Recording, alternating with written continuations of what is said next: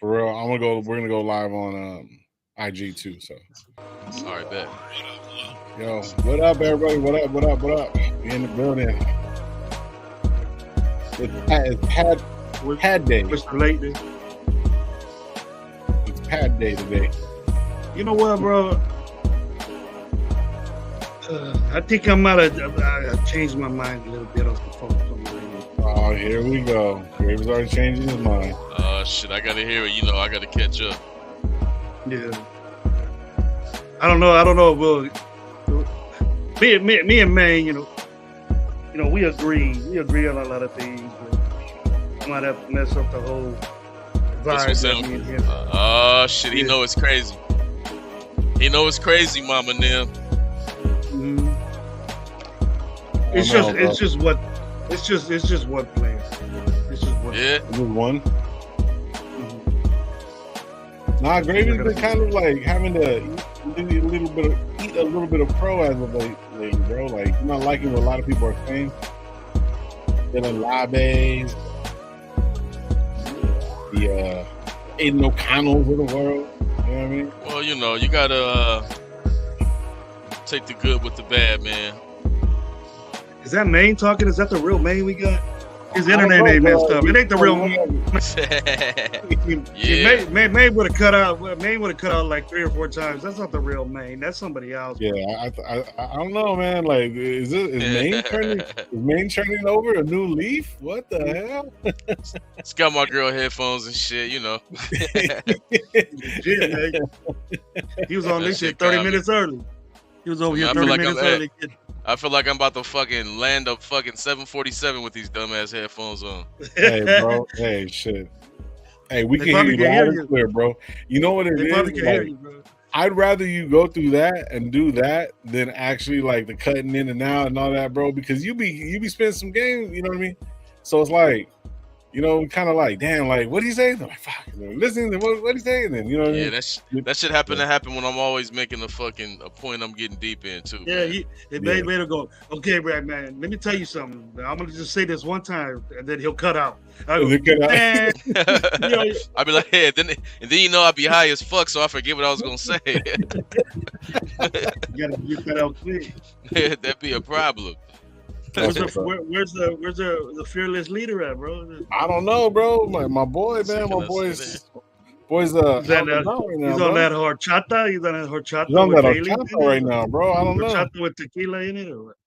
Yeah, he was the homie gave. He should be pulling up pretty soon. Pretty soon. Ain't nothing like a cold ass beer like 7 o'clock in the morning. Ain't nothing like that. At 7 o'clock in the morning. He said 7 o'clock in the morning. And then go to work. You get full day's work from Dude, there is no way. What up? When I used to get into it, bro, there was no way I was gonna drink early and then go to work. No, it's either work or drink. It's neither. I can't do both. You can't do both of them. They can't do both of them. And most of the time you'll drink. Smoking and going to work, that's something different. Oh, I got bubble guts. I can't make it to work today. And then you be at the bar all day. That's what happened when you got too much speech, though, and you gotta fall back. Like, you gotta do that shit in moderation, man. Yeah. I wish I thought about that when I was younger, man. Shit. Man, it's always a pleasure with you guys pulling up, man. I appreciate you, man. This is RaiderNationLive. I'm what I love. Got Coach Gravy. Got Renegade 420. Should be pulling up very shortly. And we got our special guest, the homie, the sportsman, man. Salute to you, brother. Glad you're here. My guy was good. You already know what it is, man. Y'all hit me up. I'm pulling up, man. Yes, sir. Let it go, bro. It's been pretty interesting the last couple of days. You know what I mean? We're starting to get the pads on. Like, a lot of talk. You know what I mean? Shout out Sean Johnson. Sean Johnson was sending me everything from Vincent Bonsignor, from your boy Q. He was sending me every little thing that was going on, bro. There was so much to go over, man. And it's just first day of pads, but, you know, we're excited. You know what I mean? Finally, football is around the corner, man. It's been a long off season, so it's like, I'm excited, bro. Hell yeah. It's been a long off season. Hey, I got some of y'all watching on TikTok right now, man. Hey, go on Instagram, go to RaiderNationLive. My partners is live right now. I got these dumbass headphones on, so y'all can't eavesdrop and hear what we talking about right now. All y'all can see is me and shit. You know what I mean? It's all good. But yeah, Raider Nation Live, Instagram. Check it out. Tap in. Back to the show. Yes, sir. Yeah. I'm gonna get to the chat real quick, man. What I always tell you guys around these parts, be thankful what you do got, what you don't. We'll get to the chat and we'll get into it real quick, man. Oh yeah, also don't drink and drive, man. Yeah, so we're gonna get into it. Billy Davis, what up, bro? Hopefully having a good one. Raider, first one in the building. Shout out Billy. Raider Ryan in the building. My 2 cents. Guerrero, my homie, your homie. What's Guerrero, up, Mike G. DeMarcus Webb in the building. 15-2 AFC champs, in my opinion. Let's go. Raider Room, what up, This what up, keeps bro? getting higher and higher and higher, Yeah, bro. Whoa, it's like, shit. you know, it's 17-0. Let's go. Okay, that's What's what's up, up. Omar? Back to back. Let's go. OJ, Omar, what up, bro? Salute to you, man. Salute to you, man. Hopefully you're having a good one, man. Free Thinkers in the building. Freddie Chavez in the building. SoCal Sal, what up, SoCal? Hopefully you're having a good one. Raider Room. This shit was forever reminding me of Friday's intro. Shit, I appreciate you, bro. You know what's crazy that you say that? I think you've said that before. I just said fucking one day I was fucking around. I was like, oh shit, we can do this, and it just worked, bro. So yeah. So anyway, it's pretty dope, man. A salute Omar. Fuck fantasy football. Let's go. Fucking Guerrero. Rebel, what's up, bro? Salute to you, man. Hopefully we'll be talking to you very, very soon. Cool Kev in the building. OJ, after today's practice, I don't want to hear anything about top 5 defense from now on. Show me. All right, I see you. What'd they do? Okay. Yeah, I don't know. That he's just talking that shit. You know what I mean? Okay. Bro, looks like he got some freight to deliver. Yeah, you feel me? Hey, y'all got y'all shit ready, bro? I'm finna pull up in the box truck and shit, sipping, smoking, all that. Yeah, shit. There you go. What up, Raider Dev? Raider Dev, what up, homies? Hopefully have a good one. Chilled up. Yes, sir. AP DDT. Is that you, Wasted? That's a picture of Wasted right there, man. If that's Wasted, bro, man, just say it's you, bro. That's all right. It's cool. We ain't gonna talk that much shit. I actually like Wasted, but I don't like. Anyways, we're not getting into that. Move forward. Arkham, what up, bro? Salute to you, man. Dark in the building. About time, bro. Yeah, I haven't seen fucking Arkham in a minute, bro. Shit, where you been on a milk carton? You been on a milk carton for 3 months, dude. Yep, and then over here, Dark, man. Dark, I haven't seen Dark neither, bro. I think he got caught up with Dark too. Yeah, he got caught up with the ladies, the ladies in Dark, man. Soon as practice start hitting, they start showing up. And that's good. There you go. Apply the chat. Yeah. Sean Johnson, bro, I was just talking about you, man. Salute to you, brother, man. Thank you for everything that you sent me today. We're gonna get into it. What it do? I was supposed to type in the sportsman like on the screen.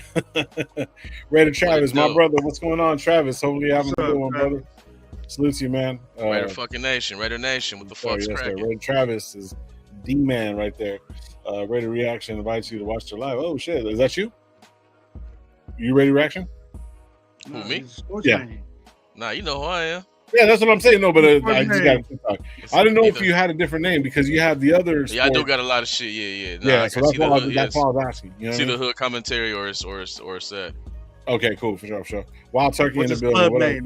That's his club name when he goes to the club. That's his club. Yes, yeah, sir. Man. Almost there. Omar, what up, my man? Sportsman, looking like he's a T-Mobile last boss standing. Yeah, we're gonna need a couple more honeys over on the side. We need some more alcohol. This is some bullshit, man. Hey, those are the best sounding headphones you ever had on this show, bro. I don't care what you look like as long as we can hear you. Yeah, that's all. Weak as fuck. Yeah, that's up, man. That's what's up. That shit weak as fuck, man. Pilot. Ready, game 420 pulling up in 10. All right. We're getting there. Shit. Shout out. 10 o'clock or 10 minutes. We hitting the playoffs, y'all. Raider Travis, Instagram, Raider Nation Live, Raider Nation Live. Shit, we're almost there, bro. We're almost there. Dang. Nah, I'm just Detroit. You ain't even close. Not just the Detroit Buddha pick. Okay, all right, for sure.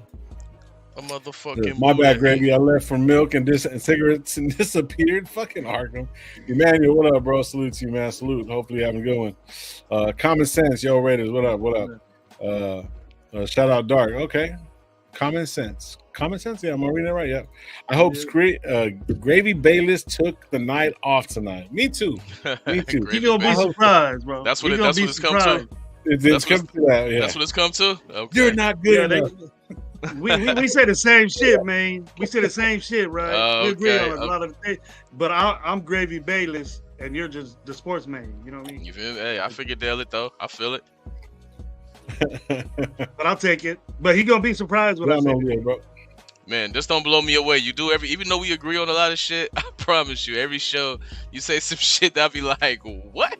The fuck did you just say, man? Thank I promise you. Thank you. I promise People you. think I'll be tripping and shit. It's not that. Gravy be saying some Oh, shit. you must have Like, watched the last show. You must have watched the last show at the end. I hear it. I feel it coming, man. I feel it coming. All right, man, we're going to get into it. There's so many different things going on right now. Apparently, one of the biggest situations that everyone's really, really looking at, and if you've seen in our last show, we've already kind of questioned it, was this offensive line. Now, right, we seen Mumford go down for a little bit. He came back in. He had his, hand injury. You know what I mean? Very common. But that has kind of been a big deal for us, bro. Like, apparently Glaze went in there and did his thing and stuff like that from what the reports are saying, but it's Max Crosby, bro. And that defensive line is something different. Right. So talk to me, man. What do you guys think about this whole thing, Like going forward, we don't have Cole Miller, and JPJ is pretty much down. Hey Chris, what's up, Chris? And Willie Wynn, what up? So what do you guys think about that, man? What do you guys thinking, man? What do you guys think with this offensive line? I'm getting a little nervous. I'm gonna go after Gravy. I'm gonna go after Gravy. I'm gonna hear what Gravy say. Our last live, my most main concern, besides everything else you've been hearing about, Maine, was the offensive line. We cannot afford or have our left tackle and our left guard hurt like this. I think that Miller's it's a precautionary type thing. He's had a shoulder problem, got surgery on it, so they're just giving him some time. I don't think he's going to play in the preseason games. If he does, I'll be very surprised, and then I hope he does well. JPJ needs to be in there. He needs that. And then you hear Mumford, nothing worse than a shoulder injury to an offensive lineman. Second thing is your hands. A guy that big and he's going to go against defensive ends, that he needs his arms and his length and his hands to work those big dudes that are coming on around the outside. And if it's a serious injury, he went back in, yes, but it just makes it more concerning. And then we heard Josh say that those two subs that were in for JPJ and Miller was ass. Yep. Pete and Whitehair. And then they were ass. They got dominated by one defensive end, both of them. And that's very, very concerning. And it's going to affect our running game. It's going to affect our quarterback play.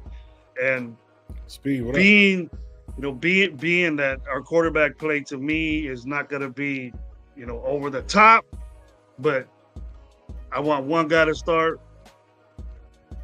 But it looks like O'Connell's in the lead. We can't. I ain't gonna say that yet, but he did because he was at training camp, so he's seen it. So I'm gonna give him the benefit of the doubt, but we cannot have that type of protection of guys being hurt. And if he says those guys didn't play well or were trash, then I'm gonna believe him, and that's concerning to me. What you got? Right. I'm gonna say like this. What people really been overlooking this whole mini camp and day camp is like we've been, like I said, hold up. But Miller been out surgery. Powers Johnson, I'm concerned about that. That's why he fell in the draft, was because of injuries. And I'm also concerned about Mumford before whatever happened today. I just now hearing about whatever happened today. But because his position is hella important, right? And he's been playing so far. So my thing is, all right, so we've been having Whitehair in there and other rotational offensive linemen going against this defense that's been looking absolutely fucking lights out, right?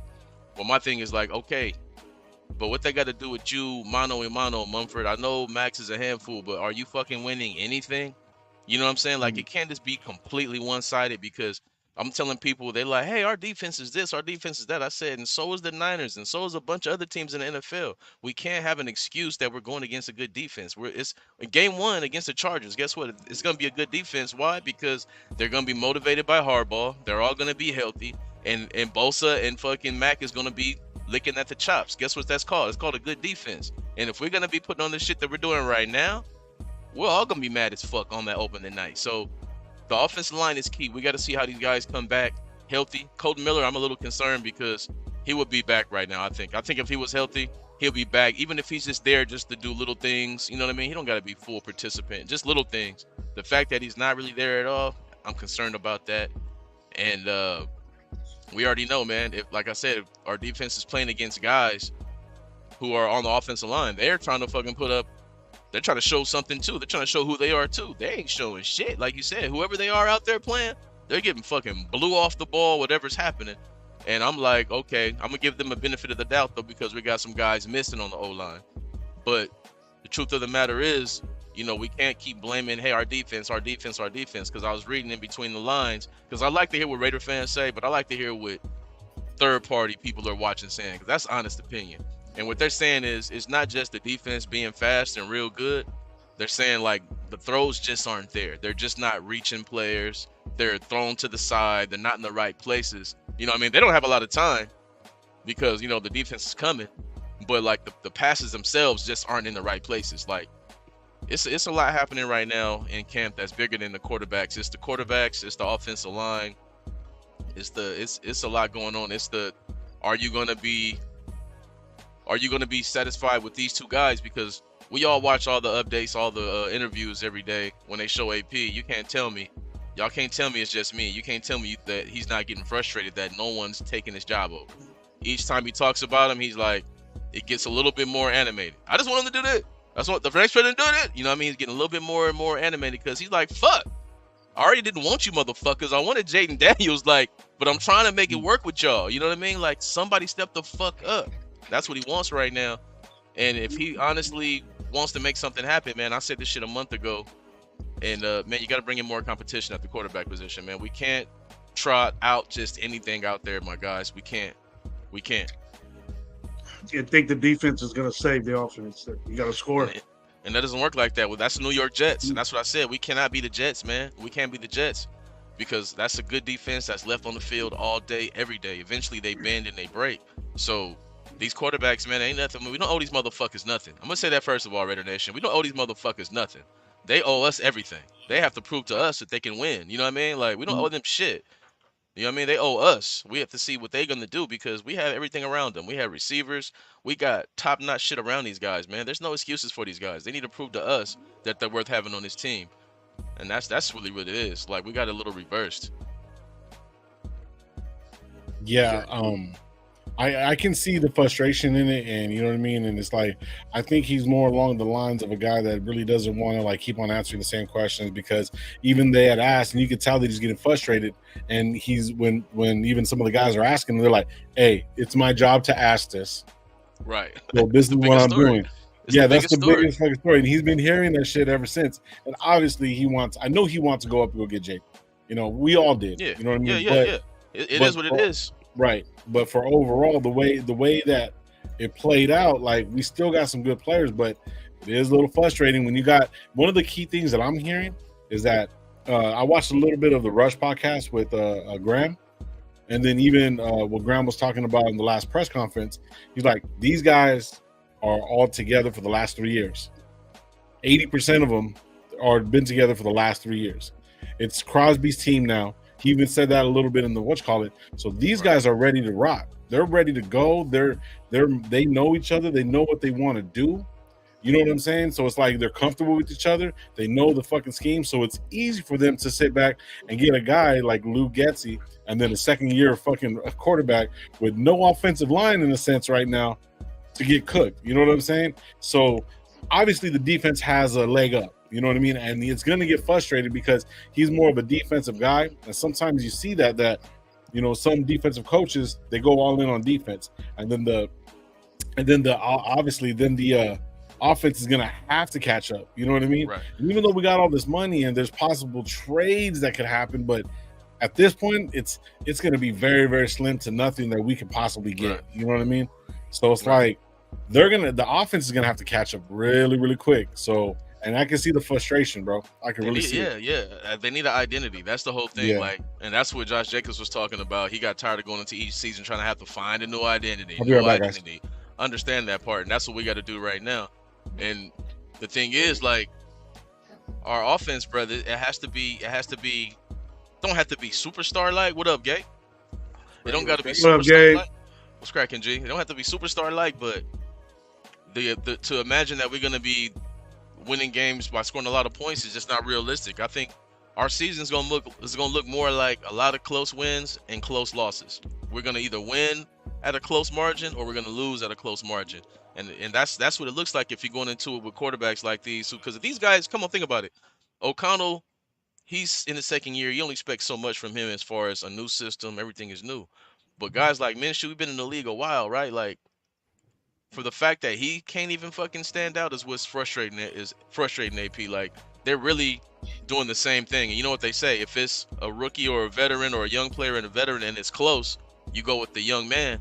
But it all depends on, really, to me, what you're really trying to do. Because to me, if you're going with Aiden O'Connell, honestly, you're trying to find out what you have, right? But when you're trying to find out what you have, that comes with a lot of losses, a lot of mistakes, a lot of stuff like that. But if you're like really trying to win right now, and this is all we have is these two guys, you really have to go with Minshew. Like, and these ain't like we picking from the cream of the crop, but we just picking on the ones who just more likely gonna get you a win. Like, O'Connell might be these real good guy, but we just don't know. You know what I mean? Or he can come out there and be fucking horrible, terrible. We just don't know, but we know exactly what we got in Minshew. You know what I mean? So that's why I think it's gonna be 4-game increments. I think whoever gets the starting job, they got 4 games. If you're fucking horrible in them 4 games, see you later. He's snatching you out of here. Here comes the next man in. Even if he's horrible, because he had some horrible games on those last 9 games. But yeah, he did. He did. But you chalked up to be. Yeah, he chalked up to be. We start doing that. Yeah, I understand he was a rookie and all that, but you got to remember this. They owe him. You got to remember they owe him nothing. They owe him nothing. This is what Raider Nation got to remember. They owe him nothing. He's a 4th-round pick from McDaniels. We're pumping up this dude. Yeah, we're pumping up this dude, and we're making him be the almighty quarterback for the Oakland for the Las Vegas Raiders. Yeah. And I don't think so. You got to show me. Yeah. You know what I mean? Like, this belief shit. I believe in. I believe in God. Chance to do that, man. I believe in God. That's what I believe in. I believe in God. Like, they be like, I believe in Antonio Pierce. I'm like, I fuck with Antonio Pierce. He the shit, but he still got to come out here and coach. You know what I mean? Like, he got to show me what he did last season. Everybody got to show me. I don't believe in shit. You know what I'm saying? But God, because shit, I've been a Raider fan my whole fucking life, man. And we got to approach this shit from a reality situation and look like, damn, can we really trot these 2 guys out there and expect a whole lot? I mean, they would really have to exceed their potential for it to happen. But, you know, it can happen because I do see the defense balling, having, you know, it's going to be fun. Like, I don't see the Raiders coming out there, even in games that they lose. It's still going to be fun because Max and they're going to make it fun. You know what I mean? But we want to win them fun, close games. We don't want to lose those fun, close ones because those make them not so fun. You know what I mean? Yeah. And I think that. Go ahead, Gabe. No, go ahead. Finish it. I think that now that we put the pads on, I think the offensive line, this is the opportunity for your offensive line to gel and to smash these defensive guys that's been handling you with just gym shorts on. You know what I mean? That's when your offensive line means something, when you put the pads on. They get the opportunity to use their shit. You know what I mean? What happened. They're not all there. They're not all there. Because today was the day that they said that the offense looked at its best. You know what I mean? It was more fluent out there. It was more the quarterback had more time today, and only for a moment of time. Yeah, Mumford did go out, but I know that the good encouraging news too was with AP in his press conference when they asked him about JPJ. He said that he's chopping at the bit right now. He's real close to getting back on the field. He already wants to be back on the field. They're just kind of what we were talking about, you know, last week, where they're kind of like holding him back from himself because he looks like that type of player where he looks like he'll play through a kind of injury maybe that will end up, you know, costing him more games than it should if if because he probably wants to like, show something that doesn't even really be showed yet. You know what I mean? I think it's that they're kind of saving him for himself right now, but I think we'll see him in camp, because I was encouraging, hearing AP say that shit in his press conference. Like, he could have just said that like there was no like development news on him or whatever like that, but he said that like he's close. Right. Colton Miller's a different story. That's a different story. That one's a little bit more worrisome, but a little scary. Scary. JPJ, that one was good to hear. But overall, I know that the offensive line, it's still Max. You know, he's gonna. I heard that he still had his, a great day or whatever like that. But compared to last week and shit, where they were only they couldn't really have no resistance or anything like that. It was a lot different. I guess they were having and Dylan Lobby. Another dude, that's the guy. Well, I heard he was balling today. That's the guy. Now, see, I'm gonna tell you what I heard about camp as far as the offensive line. That's what I'm saying. Like, I love the Raiders, man, but I can't listen to like Raider creators who went to the camp because they lie. I hate to say it, y'all. Look at me, y'all lie. Look at me, y'all fucking lie, man. So I got to go to third party. I got to hear people tell the truth, and what they say is, they started off running like AP said. You know what I mean? They came out with a chip because I don't know if y'all know, but Richie Incognito went down and hollered at the offensive line. Was like, man, fuck that. Yeah. The defense getting too much credit. We got to fucking poke our chests out. What the fuck, right? So what happened? They went out there with a chip on their shoulder. They did their shit early, and then they got handled the rest of the time. And that's why the quarterbacks had no time like they haven't had. But like I said, I don't blame the offensive line as much because we got guys out there who are backups. These are rotational guys for depth. We don't plan on these guys starting. Lord forbid, because I understand our defense is good, but these guys are making it seem like we got the motherfucking 1986 Giants mixed with the 2000 Ravens defense, and it's like, come on now, we got to have some kind of fight back on offense. I need to hear even when I watch training camp videos right now, other teams, I see a few good passes and plays and shit like, oh, what a pass from Rodgers. Oh, I look at our shit, bro. We have nothing like that, bro, because they're looking for it, but they're just not there. Time. Yeah, it's just not there. It's not there, man, and that's concerning and it's worrisome that the quarterbacks ain't putting the ball where it need to be. Not that they don't have time. I blame not having time on backup guys on the line, but not putting the ball where it has to be when they have the time is what they're saying. That's the real issue looks like. They're saying it's not just the defense being fast. They said Tucker today specifically. They said Tucker today had Nate Hobbs and somebody else on his hip. You know, as a receiver, you got a guy on your hip, you're out of here. Right? I got you on my hip. I can break left. I can do what I want. Even in those moments, they weren't able to hit him open. Like, these are reports coming from people who have no fucking stake in this shit, who don't give a fuck about a like or nothing. You know what I'm saying? And that's what I listen to. I know Trey Tucker's way more faster than Hobbs. Exactly. But if you can't put the ball there, it doesn't matter. You got to have its timing and putting the ball where it has to be. And those are the things that are concerning about even Gardner Minshew. I love Minshew's fucking, he can, oh shit, there go Devontae, 20 yards. But as far as 1, 2, 3, in route, double coverage, hit it anyway, that's tough. Neither one of our quarterbacks are those guys. Yeah, neither one of our guys are those guys. Now, O'Connell has more of an upside when it comes to that because he's had some games where he can put it together. You know what I mean? But everything just has to be so perfect, and the NFL is just not perfect. Every snap's not perfect. Every pocket's not going to be perfect, and that's where he crumbles. Like against the Chiefs, a good defense, they didn't get to him that much, but it wasn't perfect, and you see how he looked. It was horrible. Yeah. It was good to hear. It was good hearing that Glaze got in there. And you know how high I am on Glaze getting in. So it was good to hear that. It was good to hear that he stepped in that role and did a good job. So, that's the rookie, right? Yep. Yeah, third rounder. But I heard, you know what's crazy that I also heard is that Parham and whoever was playing center, I don't think James was playing, but he was getting fucking cooked too. The whole offensive line was just shit. From day one, from minicamp on, that's what it's been. You know what I mean? We got to get some days. We haven't had one day where the offense won the day. Like, that's what I'm saying. Like, bro, like, we can't keep blaming that on defense. We have to really pay attention about the product we about to put on the field, or we're going to be real fucking pissed off. We need to really see what the fuck is going on. Like, to me, if they're really going to stick to these two guys right now, bro, man, they really got to be sure because it's not a rebuild.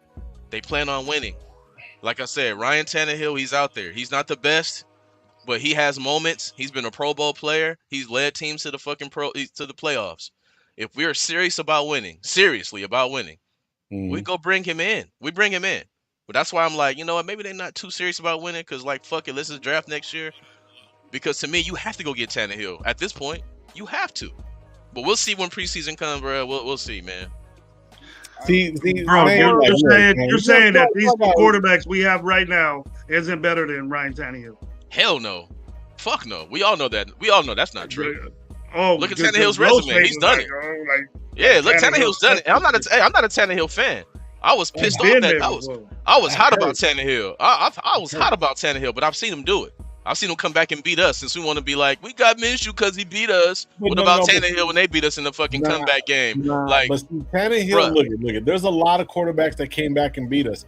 Mullins beat us. Well, we gonna give credit to Minshew for it. I'm just saying, like, at least I'm gonna say.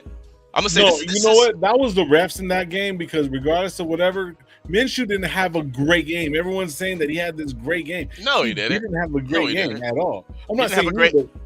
No, he didn't. No, you're right. He didn't have a great game any of this season. He didn't have a great game. He just played. No, he did his thing, and the defense played good enough, and he got in the Pro Bowl because nobody wanted to go.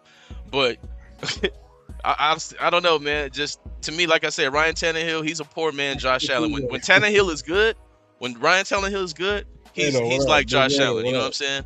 And we can use some shit like that, bro. If we're gonna be serious, bro. If we're fucking serious, come on now.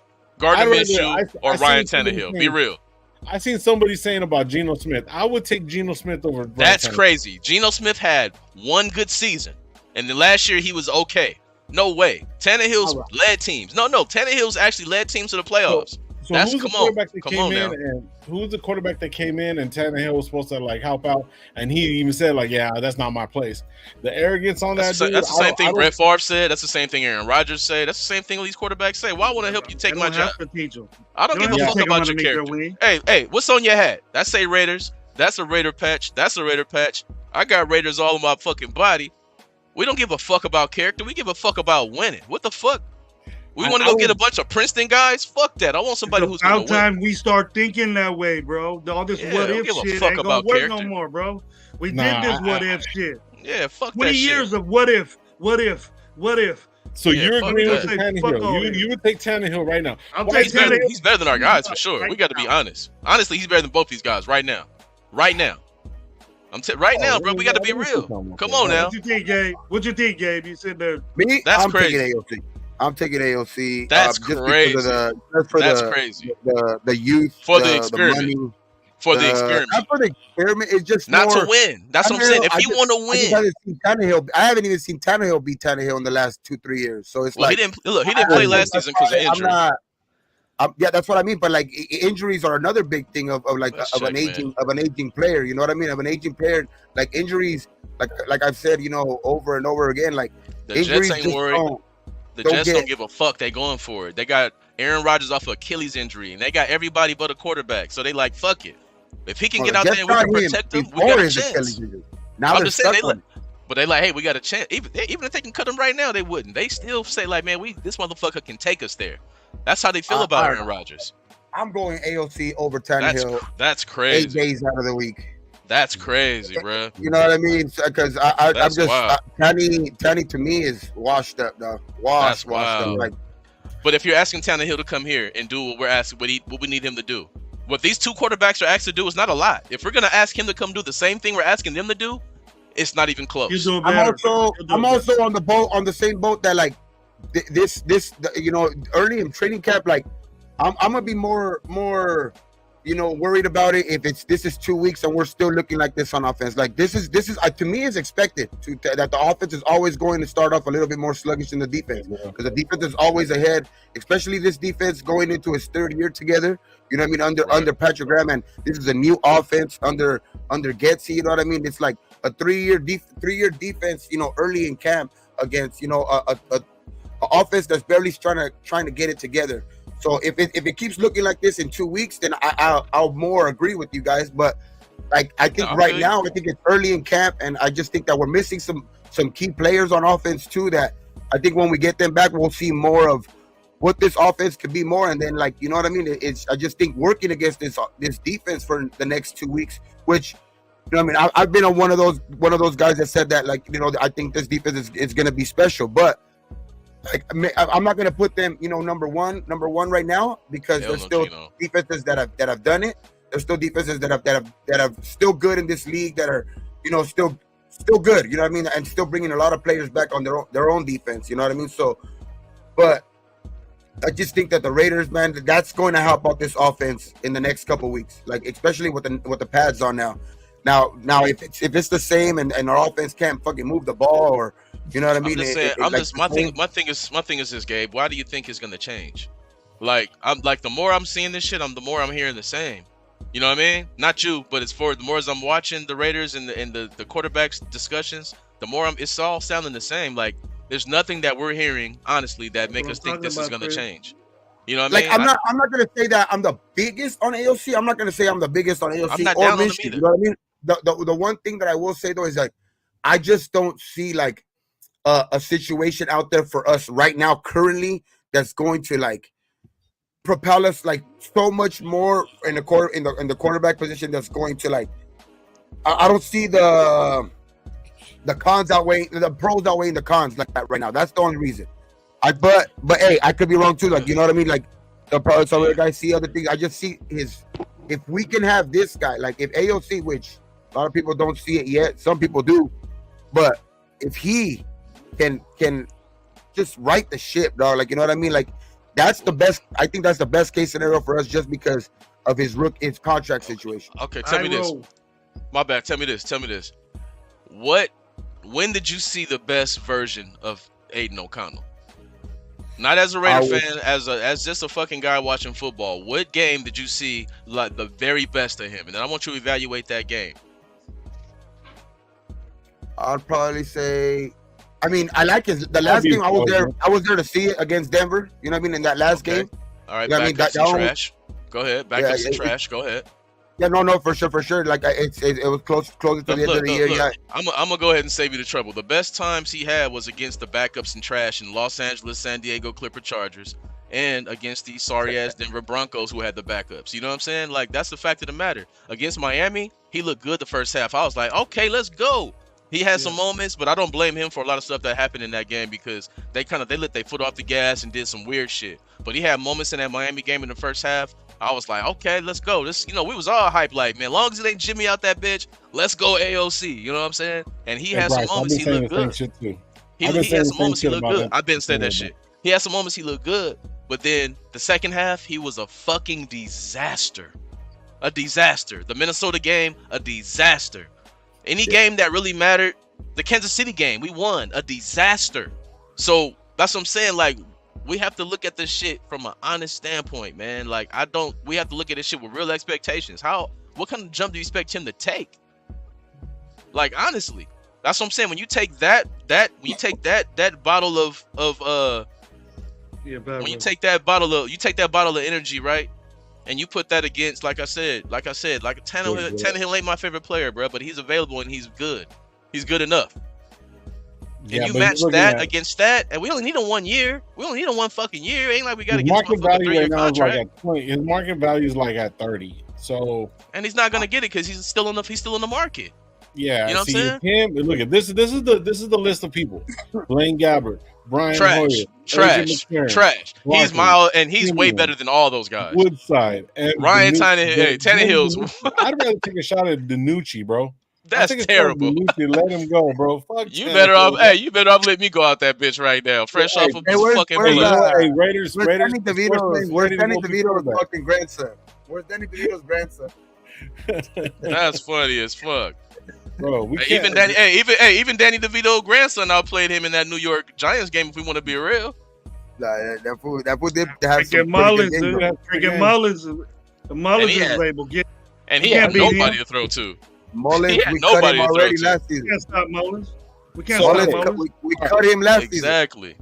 So instead of going low with think so being bad, that's wild.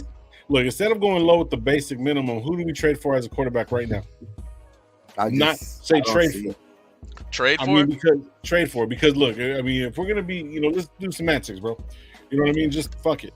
Who can we trade for right now that's gonna be realistic with the money that we got and maybe one player that we can give up? We can't give up nobody big. You know what I mean? So we got money. Yeah, but Money. who are we going to get for that, and how? Because everyone's getting paid. Tua got fucking paid.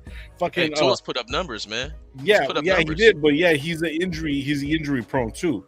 You know what I mean? So it's But when he's not injured, he puts up numbers. That's what they care about. Exactly. When you're available, what do you do? When he's available, he gets it in. Okay. Jordan Love was about to be the highest paid Packer in history. Jordan Love. That's Jordan Love is about to be the highest paid Packer ever. Yeah, he already is. He's the highest paid quarterback ever right now. 55 million, right? Something like that a year. Yeah, he's the highest paid quarterback. He's the highest paid quarterback in history right now. And I told motherfuckers he was about to get that payday. Yeah. You can't throw for 4,000 yards, 30 touchdowns, and not get paid. Yeah. Draft someone and pray just like any other available quarterback. That's some straight shit too. Yeah, I'm praying right now, bro. I'm praying right now. Already. Yeah. There's nobody out here, bro. So it's like we're fucking stuck. Like, I mean, there's no way that Tannehill's gonna come in and like make. I don't see him making a change. That's the reason too. That's exactly the reason because I think it is late. It is late in camp. I'm not late in camp. Obviously camp is just started, whatever. But like the off season is late. It's late into the off season already. Like he's gonna have to pick up the playbook real quick. You know what I mean? Because he's not. It's not like he's been. But it's not like he's been in this. He's not been in this in Getsy's system or anything like that before. And you hear these dudes always complaining about not knowing not knowing enough of the playbook and not this and that. So it's like, but when you have a veteran like that, you bring him in last minute. You say, "What do you like?" You know what I'm saying? And then the play. You already know the NFL plays are pretty much all similar. Just the cadences are a little bit different. You know what I mean? The way they talk is a little bit different. Veterans can come in, they can catch up on that. All I'm saying is, bruh, we're gonna find out in preseason, but from what we've been hearing, you can't honestly be sitting here being like, this sounds great, guys. No, come on, let's be real. It doesn't sound great. But I have a lot of confidence in the defense, man, but I don't want them to get fucking burnt out, man. And the thing is, with your offensive line being, when your offensive line is injured, and you got subpar quarterback play, it's just gonna get worse. He said right here, I like Jake Browning, Bengals backup. He showed some skills in games. No, he did. He showed some moxie shit. He had some maneuver. He had a little Gardner Minshew in him. Yeah, but as far as the Cincinnati giving that up, I highly doubt it. Yeah. They might. I think we fucked up with not getting Fields. Yeah, we did. I mean, but that's not on AP. And my concern is, man, I hope they don't try to make him fall on the sword because they like Telesco. Like, come on now, it's AP wanted his guy. Telesco said, we're not getting your guy. You know what I mean? Telesco didn't say. He said, hey, we're not going to draft anybody. No one at all. You know what I mean? Okay, we're not going to get Justin Fields. We're not going to sign Russell Wilson for fucking dirt cheap. Come play for free. Like, who's that going to fall on? That's not AP's fault. I think that one is right there. I think that one's a little bit of AP's fault. I think he felt like it wasn't. And I'm just saying what I'm observing. I think what our coach has said basically like this. He goes, we got a certain type of player that we want in here that needs to check their ego at the door, do certain things. And Tannehill's one of those guys that's not going to check his ego at the door. You know what I mean? He's never been. What have you heard about Tannehill, bro? What have you heard about? I haven't heard no one say Tannehill came in the locker room and threw shit around. Come on, bro. Come on, bro. But like being a team player and him coming in as a veteran at 36 years of age, nobody's fucking hiring him. 34, bro. He's 34. He's 36. He's 36. I'm looking at it right now. He's 36 years old. He's 36 years old, coming off of an injury in the middle of a fucking couple of. He's not Brady. He's not. Even you guys didn't want fucking Aaron Rodgers because he came off with a fucking injury. I did. I would think Aaron Rodgers. I screamed for him, and that's why you think Devontae was so mad, bro. Yeah. Why do people think Devontae was so mad? Because everything I fucking said last season, the receiver proved me everything I said right. He was, Yeah. I mean, because he's seen this shit coming, bro. We had a chance to get Aaron, we made no movement. We had a chance to maybe even get Lamar Jackson, we made no movement. Like, bro, There's no way we're gonna get Lamar Jackson. But at least try. At least fucking make us think that you tried something. Fuck, man. But like, I don't know, now bro. Now we're going kind of too far. But see, like, look, Tannehill coming in without an injury, having 2 to 3 years of shit fucking play, having the guy that drinks fucking mayonnaise in his coffee fucking come in and take his fucking position, bro, over a guy he got injured, bro.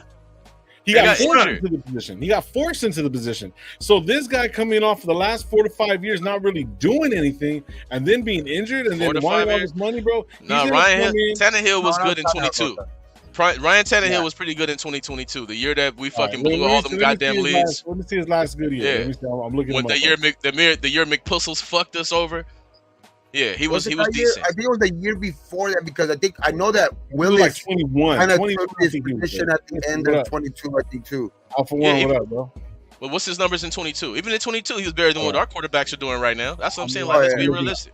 He's better than our guys. No, our guys are not producers, man. I just think that the aging and shit like that. I just don't like the aging. But think about him playing with.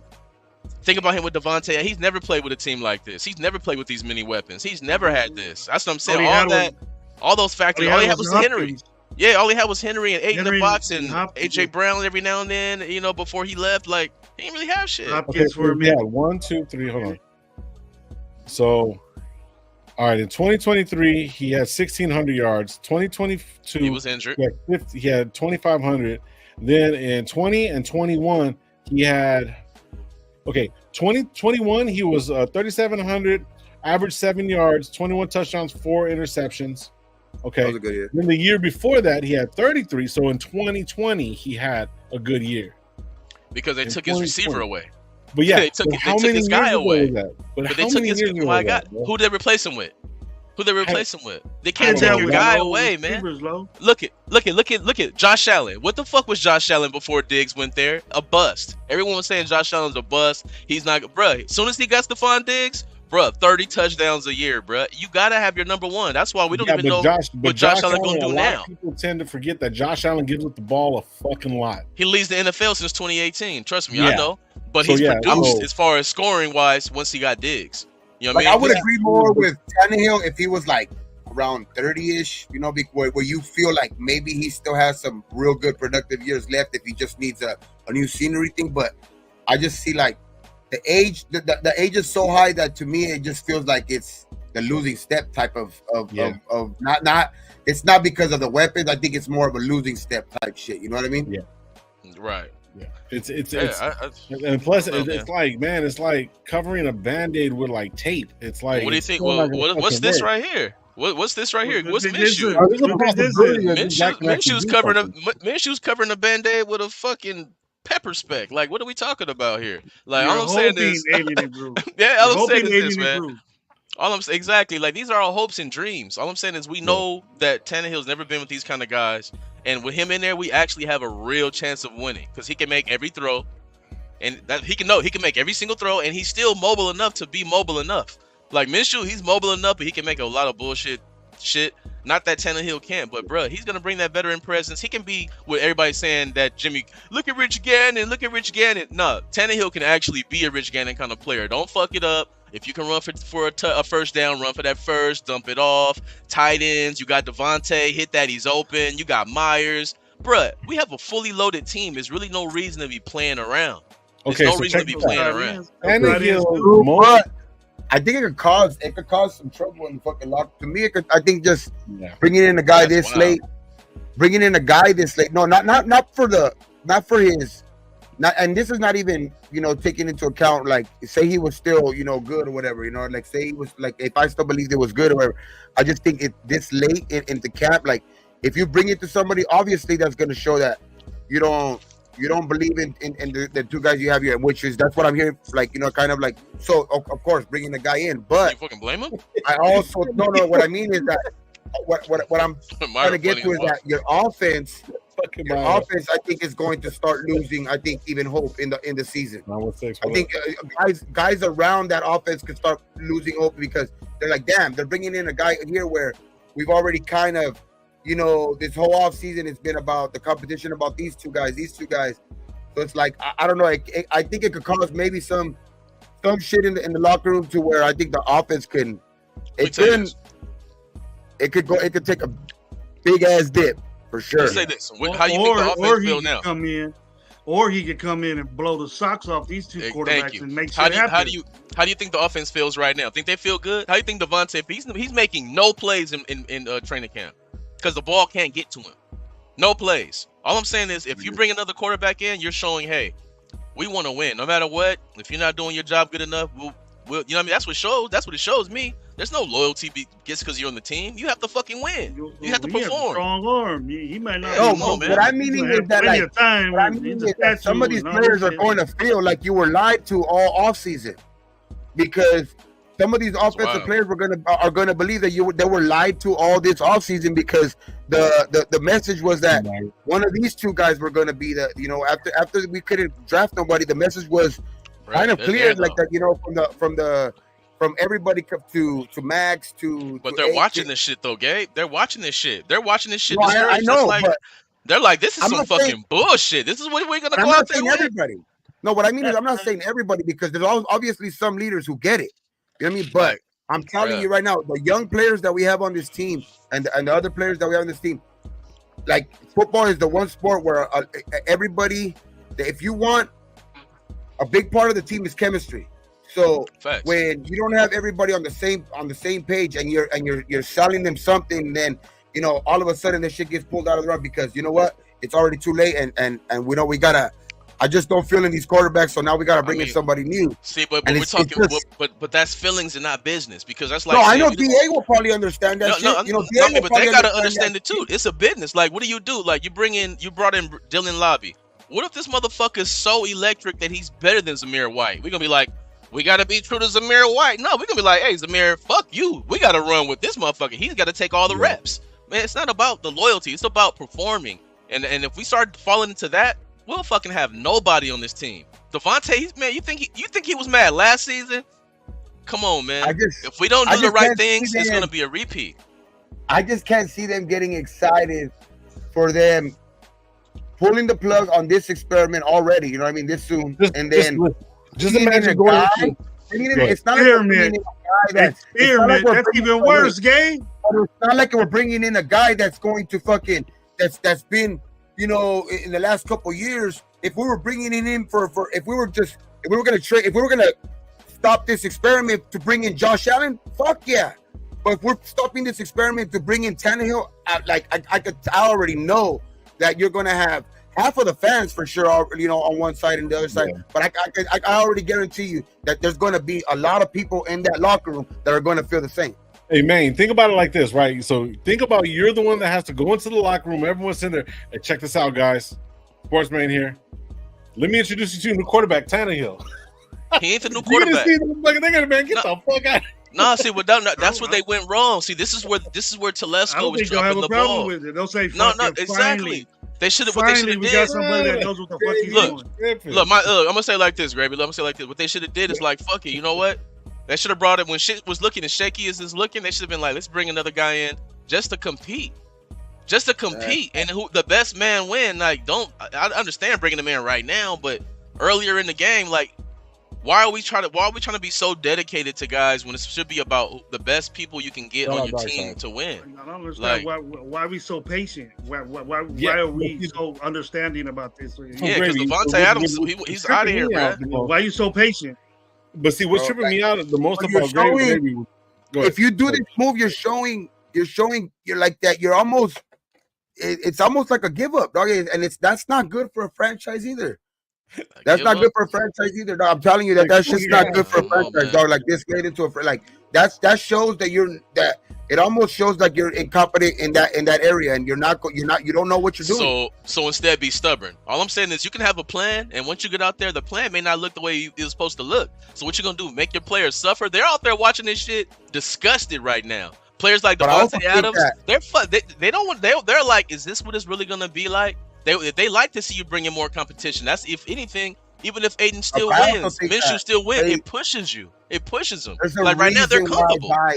But there's a reason why guys like that, like once they're cut from a team, like, playoffs, you can tell Like, look at even Russell Wilson, even Playoffs. Justin Fields, even even like Kirk Cousins off of an Achilles, even like Right.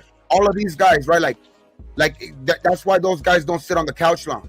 There's a reason why Tannehill's been sitting on the couch for this late into the offseason. Yeah. You know what I mean? So it's like that's the reason why I don't like it. Because if there was Okay, another guy, what do you want to do? another What do you guy want to do? earlier- You want to let this guy start and lose games, and no, we we're talk gonna about lose it? games with And Tannehill. then he's We're gonna lose he's games gonna with be, Tannehill. but he's gonna be Well, on the I'm couch telling just you, like he's Tannehill is next year. He's way better than them guys, though, man. He's way better I than don't those believe guys. that right now. At this point That's of his crazy. career, I don't believe that. I don't. Hey, I just you know, don't. Compared to what you saw last year and what you're hearing AP right now going needs into the it. season. Oh, Come on, man, you got to look, compare he the needs two. it. If we say last year, if we bring in last year into account, He was Tannehill hurt. He really played. Yeah. So let's That's go what I back to mean. let's go back to the 22 season. What is the best? What is the Let's best play. Let's see availability? Look, What let's is say the the best 22 availability? season. What's the best ability? Availability. Availability, of And- course. And that's Of what I course. mean. Like he's been getting hurt in the last 2 years. But look, He's they were gotten out hurt though. in his last 2 years already. But look, when he came back last year, they're already out. So they was just like, fuck it, let the rookie play. That's what I'm saying. He could have played last year, wouldn't no need to play. I'm saying, like, bro, if you take what he did in 2022, and then you compare what our guys combined did last season and what we're hearing right now going into the season, it's no reason not to kick the tires on the motherfucker. They should have did it already. Them tires is flat as fuck right now, cuz. Hey, I'm kicking them motherfuckers. You can Hey, be if them tires is flat, Minshew and AOC is on spare tires. He's a little bit older. He's good with the fix of flat. He's good. Okay, and I'm not even gonna put AOC in this discussion. I think You're right, Biggs. You're right. I believe AOC is gonna probably be the starter. No, I think you will too. I think you will. I think Minshew, to be honest, at this point of his career, is a better quarterback than Tannehill. I don't. Wow. I don't think he's better than. I don't think he is. He's never been in his career at all. He's been a career backup. He's never taken a team to the playoffs. He's not at all. But you know, Put the right team around Damn, bro, that's like us saying, you know, no, like he's not. like Hey, Myra, trust me, that's not what he's here for. Shout out Power, man. There's a lot of people in the building, man. Yo, we got to get off this Tannehill shit. Bro. Kick the tires of donuts. Bro, we're stuck with these guys right now. I would That's rather funny. have Anthony Brown fucking. I do want this him to thing, get reps. I've been screaming, give him reps from day one. I heard he ran for a touchdown today, a long touchdown today. Yeah, on the option. So About fucking time. On I an don't give video of that. Yeah, he don't have no. He don't get a lot of reps, man. He don't get chances. That's my thing. Is like, bro, give all three of them equal chances. What the fuck we got to lose? the only thing about me with Anthony Brown is that, like, to me, when I seen him playing, he looked comfortable in the pocket. Will take a fucking hit. His arm's a little so-so, but he's kind of like. But he played good in Oregon. When he did play, he played really, really well. Like, you know what I'm saying? So it's like he can move. That's what I'm saying. But it's like he's not as accurate. And then plus, like this, if we're talking about business, you got Anthony Brown is probably making what, $5 million? He's making nothing. Yeah, pretty much nothing. He's probably making more than fucking Aiden O'Connell, to be honest with you, because of Aiden's deal, right? So we got our number one possible starter making fucking basically nothing. Then we have our backup making 25 mil in 2 years or something like that, or something, or 25 mil each year, some shit, something like that. 25 mil together. Total. Together, okay, still. So then the thing is, though, if you look at Anthony Brown, like, you know what I mean, like our quarterback room is pretty not shitty, but it's not great. You know what I mean? It's on the borderline of being good. You know what I mean? So for me, like, I'm just gonna back him up, but like, I wouldn't mind seeing Anthony Brown do some fucking damage. Plus, we don't know who's gonna get hurt. If there's a possibility these guys are gonna get hurt. You know what I mean? Plus, with bad O-line play, there's so many different things, bro. But yeah, it's a lot goes into it. You know? Shit, fuck that. Now, if all that's just an option, just an option, bro. That's an option. Yeah, I know, but if all that shit's going bad, and then if we can get like maybe Tannehill in the middle of the fucking end of the season, and he comes out and does some fucking lose games, bro. Somebody else is gonna get him, bro. That's what's gonna happen. Flacco shit, then okay, I'm with it. So somebody else gonna grab him. You already know, say quarterbacks, man. But you know, one thing I would say about this offseason, as far as players available right now. Like this season, this is the first season you've seen this many good players available. I'm not saying Tannehill's a real good player, but like it's real good players available right now, like in all positions. Players, not quarterbacks. Yeah, not quarterbacks. Yeah, not but like players in general. I've never seen this many good players still available in free agency this late going into training camps. You know what I mean? It's kind of weird when you look at the list of like DBs available, It's some notable names on there. There's some good guys on there. I'm like, fuck, we need to kick the tires on him, bring him in. Yeah. So I'm looking up some players right now that are free agents. Real good wide receivers. It's some good receivers left, but people stay asking, what about Hunter Renfrow? I said, fuck no. For what? We the reason he ain't on the team right now because he didn't get fed last year. So everybody like, fuck Hunter Renfrow.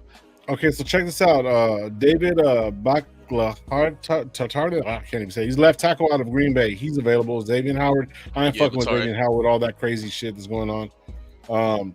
There's Humphreys. That's another left tackle that's available from fucking Arizona. J.C. Jackson. J.C. Jackson's available, which is, but he's a little bit. Yeah, he has a lot of injuries and stuff like that. But and he want a gang of money. He trash, bro. No buzz. He trash. But if he were to come on a cheap deal, I wouldn't say no. He trash. You don't remember what he did when he went to the Chargers last season? And he was supposed to be their number one fucking guy. He was trash, bro. Before he got hurt, he was getting burnt, killed, trash. No J.C. Jackson. I think he was hurt on the way out. I'm sorry that Hunter Renfrow hasn't been picked up, but it is what it is. We really don't need a free safety in Simmons. Carl Lawson, nah, not really. Quandre Diggs, I'm cool. But see, he's looking at a lot of money. Most likely, he's going to end up going back to fucking. To me, he's going to end up going back to Seattle.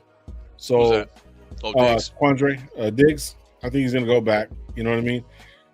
Receivers, we really don't need nobody. Stephon Gilmore is kind of meh.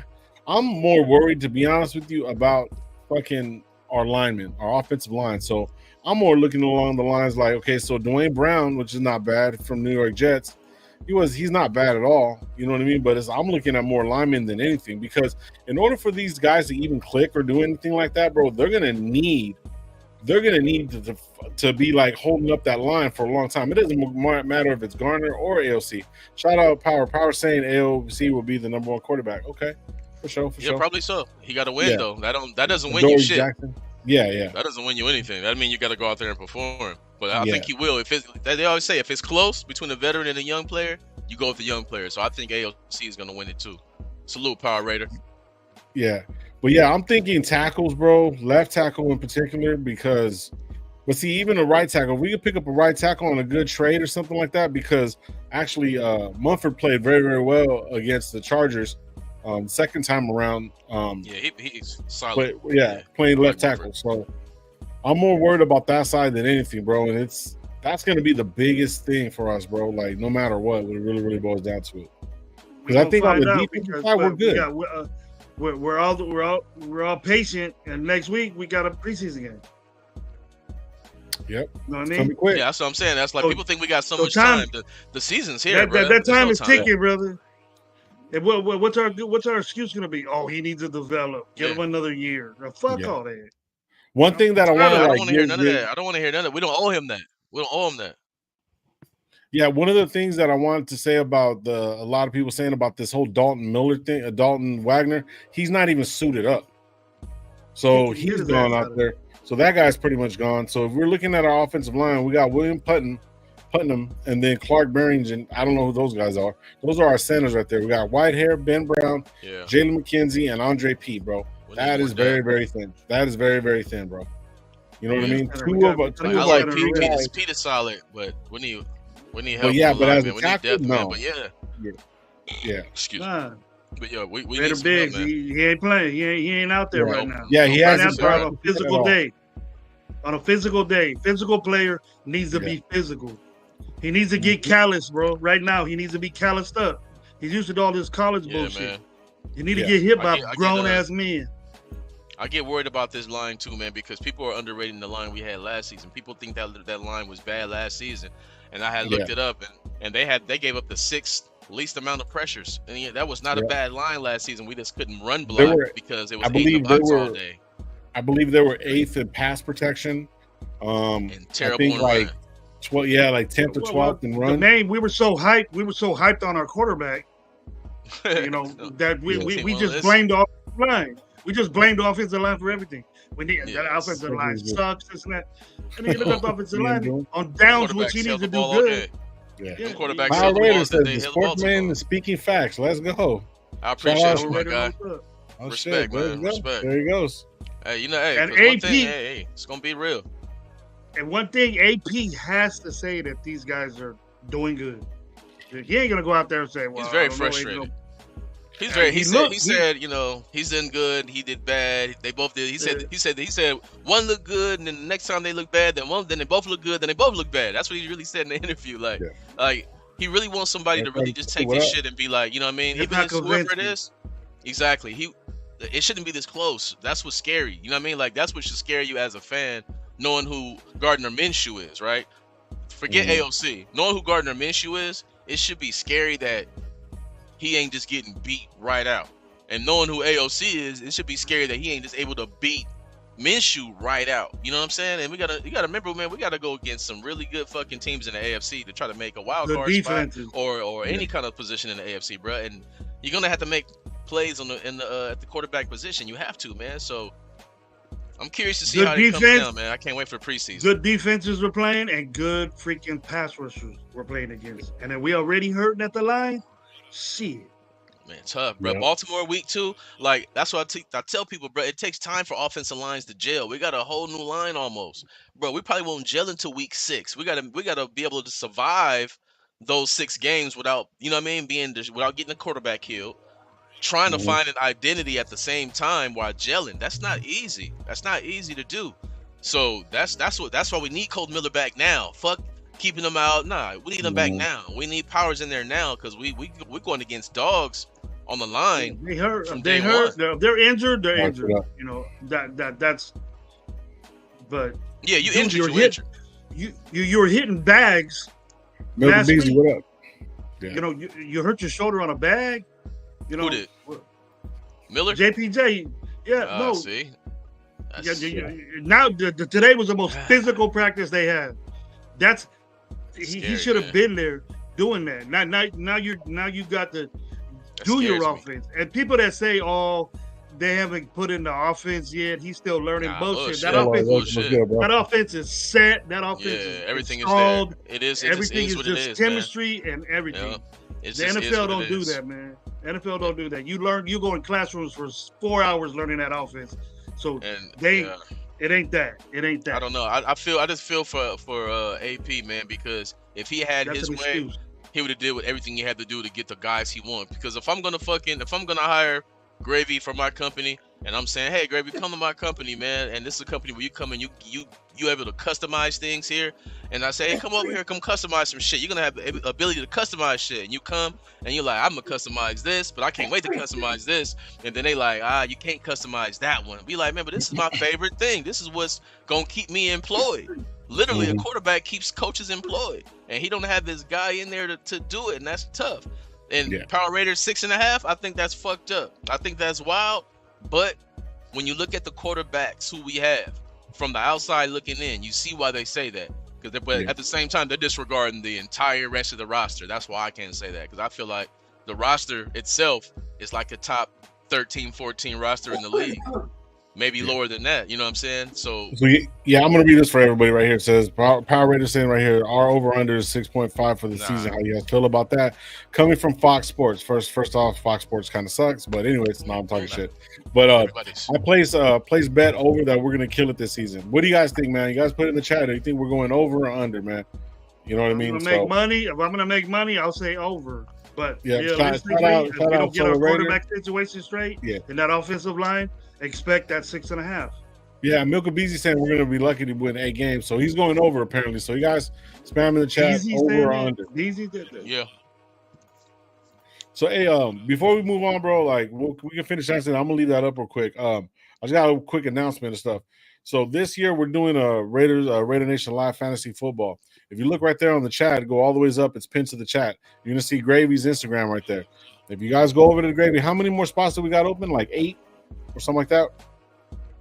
We're close to 8 or 6 or something like that. So anybody in the chat, if you guys want to be in a part of it, whatever or not, get a hold of Gravy. It's pinned right there in the chat. Go in there, hit up Gravy. Gravy will give you all the details and stuff like that. And then we will possibly even we'll have like a show for the draft and everything here. You guys can call in, whatever or not, and you don't have to be on screen, but we can figure it all out. But yeah, we're going to do it. This is the first year that we're doing it. There's going to be prizes and everything like that and stuff like that. So also we're close to 1,000 subscribers, man. It's been a long time.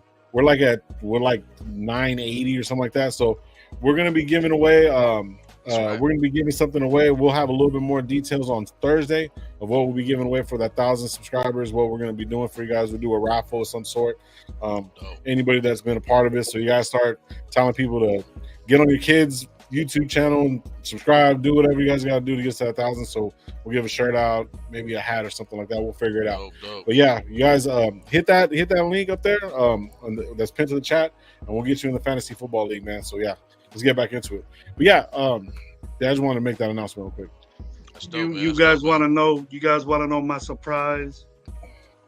They're gonna drive people wild because I've been talking about shit. I've been talking a lot of shit about this dude, but I say him and he is impressive, and it's kind of like the same field as what I do, and that's Dylan Lobby.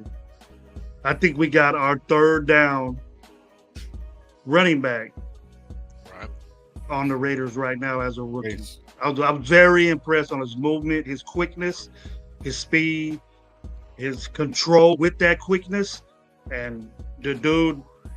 Different. Finally I get to see this guy running the football, and yes, people, I never said it before, but I do have a problem with rookies getting drafted and then saying that we're going to start them because they haven't proved anything yet in the NFL. But looking at this guy's tape in training camp, he's balling. You hear everybody talking about this guy. And so everyone, they're smoking you already in chat. I'm sorry, people. I changed my mind about all of a sudden. Hey, you're allowed to do that. You're allowed to do that. You're allowed to see that. Hey, as long as you're able to see it when it happens, hey, that's all that really matters anyway, right? Yeah. Because the hope is for everybody to turn into that player for you, right? Like you want everybody to turn around your bad expectations. Like if you have bad expectations on any player, that's your hope for it anyway, right? Because that's what you're kind of criticizing them on anyway, right? Because you want them to turn that around. So I mean, that's good to hear. That's actually good to fucking hear, bro. Because coming from Gravy doesn't really change his mind on a lot of players. You know? Especially it's a running back. It's a running back, and I look at specifics, and this guy has, he's not a big kid yet. I'm pretty sure he has the body for it. He's still a little boy, but I seen the tape I was watching, and I wrote it back 50 times, dude. I looked and see what he did wrong, what he did. One play, there was nothing wrong. He shook Hobbs Boots, who is a great tackler. He went over there and played with Ja'Cory Bennett, and then Ja'Cory Bennett almost got injured getting this guy with his quickness. He just like that, gone. And Ja'Cory is fast, way faster than Dylan Lobby. Yeah, 4.3. It was like, where's this dude at? He turned his head around and said, "What the hell?" Yeah. Like, he didn't know this. Yeah, Dylan Lobby has that quickness speed. Like it's not straight line. Yeah, it's not straight line speed, but it's quick, bro. Like and you got to be on your toes when you're trying to tackle. It's in the phone booth. Yeah. It's in the phone booth. Mm-hmm. He can get you. He has a high knee. He has a high knee account. You ain't gonna see this guy get hit by ankle tackles.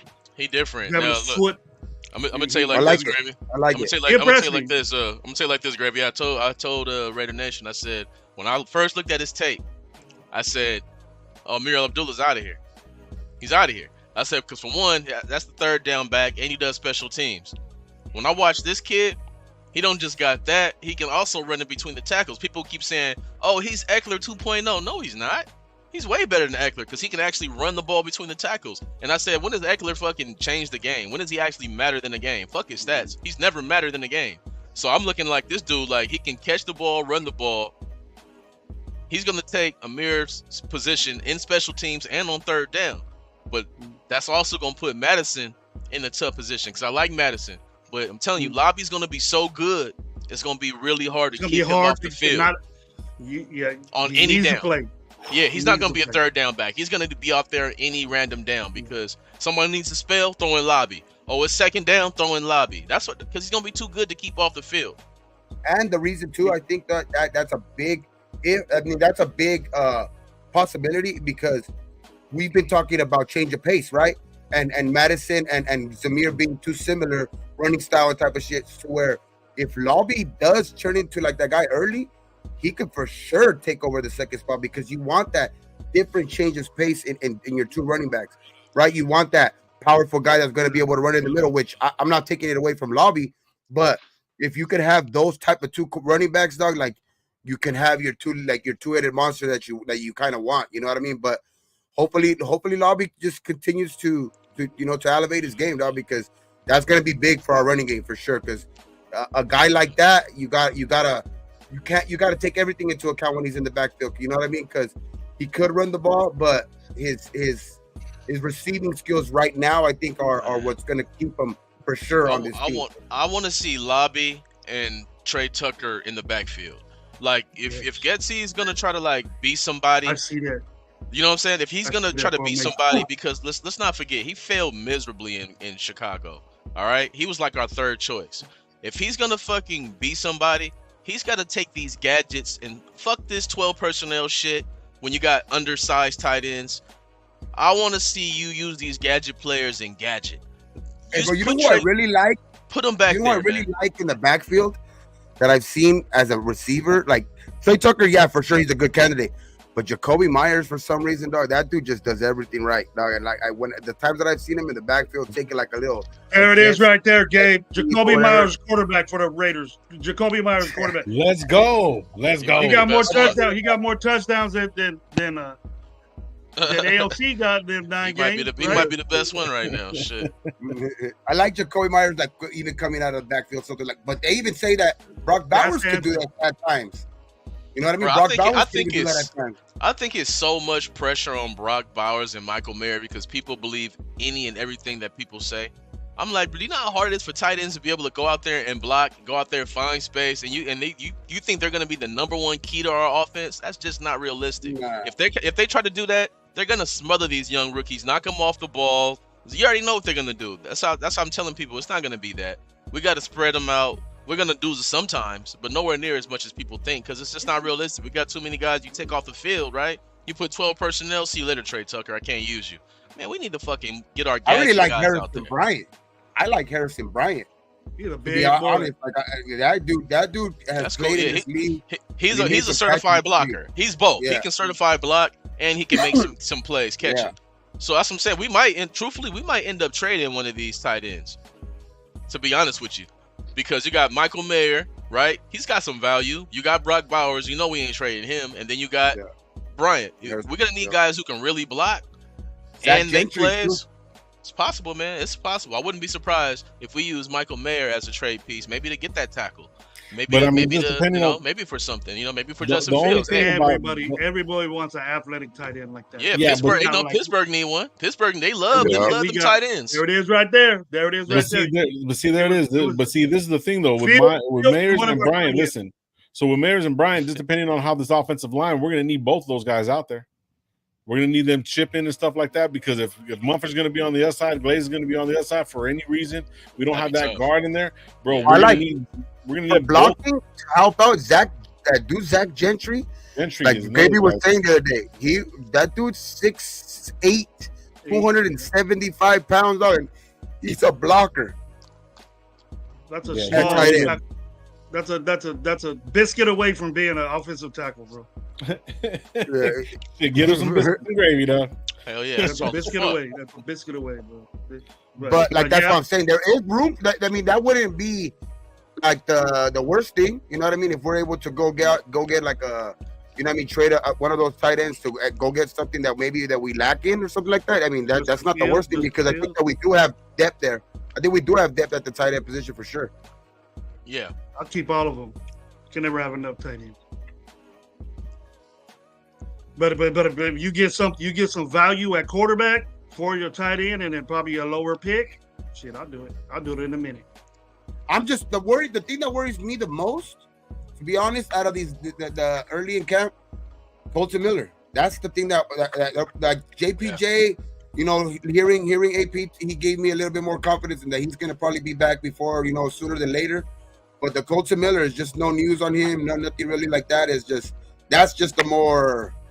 That one's the one that's more worrisome because that's the blind side, bro. You know what I mean? That's your blind side block. So that one. You could be more cautious with Miller. You could be more cautious with Miller. Let him heal, and bet more like another week.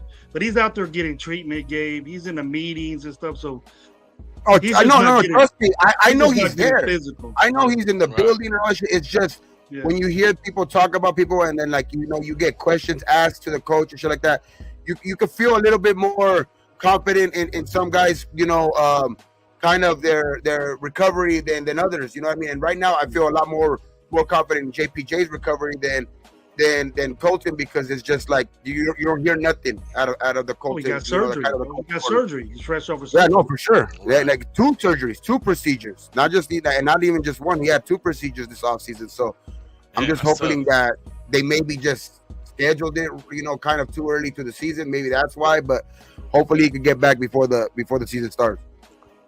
That's tough.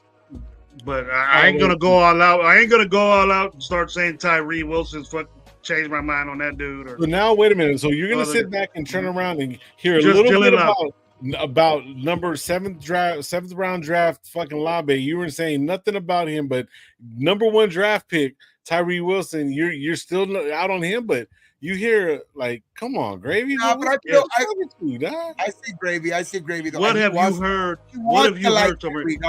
When have you heard remarkable things? I'm just saying. Tyree's doing everything fucking well. He wants to hear some good about him. Nothing. That's what it is. Nothing. You're not. I said the same nothing thing about him. He's the same dude. He's dropped the ball. He's the same dude.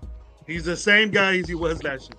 He dropped the ball. What did AP say, man? The first day of mini camp, he said, "Yeah, everywhere I look, every first day, get the first people in here and out of here is Max and Christian." He should have said Max, Christian, and Tyree. The moment I hear him didn't say that, I already knew. Like, I'm like, you know what? Tyree gonna get splash play. He's gonna end up getting traded after this season because, bro, you're not doing the right things off the field.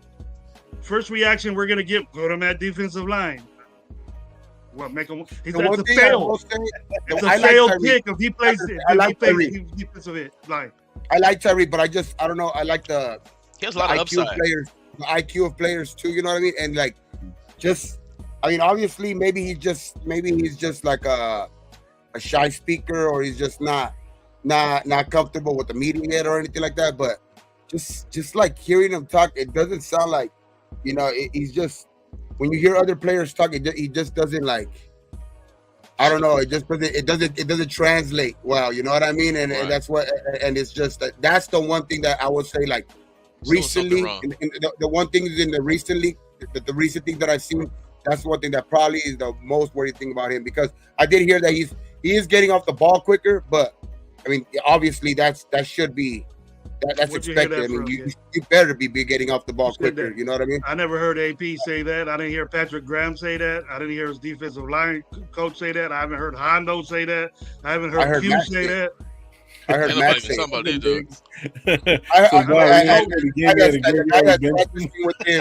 The guy that's practicing with him, I think the guy that's taking the most, I think the most in taking him under his kind of wing, he's the one that kind of said it. So I'll take his word over any of those guys, like right now, because that's probably the guy that he's working with the closest. Him and probably Rob Leonard. If Rob Leonard is saying that shit, then that's when I really would say. But until he says that, yeah, of course. But you haven't heard Rob Leonard say nothing. I heard Max say it. Hey, the beauty is, hey, but you know what? He also said Jimmy was a dog. Let's be real. We can't believe what these guys say about other players. You know what I mean? When they talk about other players, we got to take that shit with a grain of salt.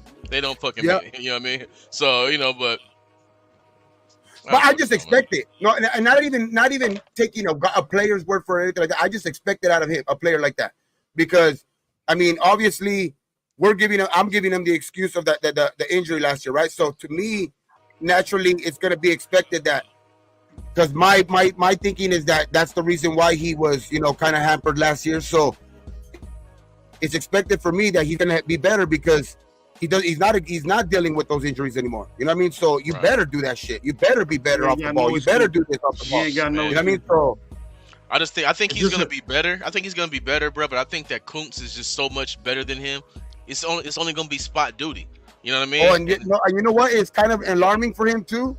Because if they are going to use him on the inside, today, I guess they say if anybody was going to take the day for today, like the best player out of today's first day in camp was Adam Butler.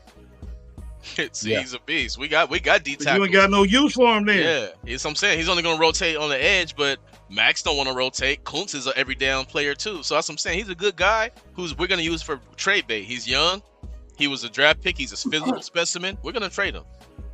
You heard it here first, y'all. We're gonna trade him. It may not be right now. Man, you're too late, bro. I've been saying that for a grip of time.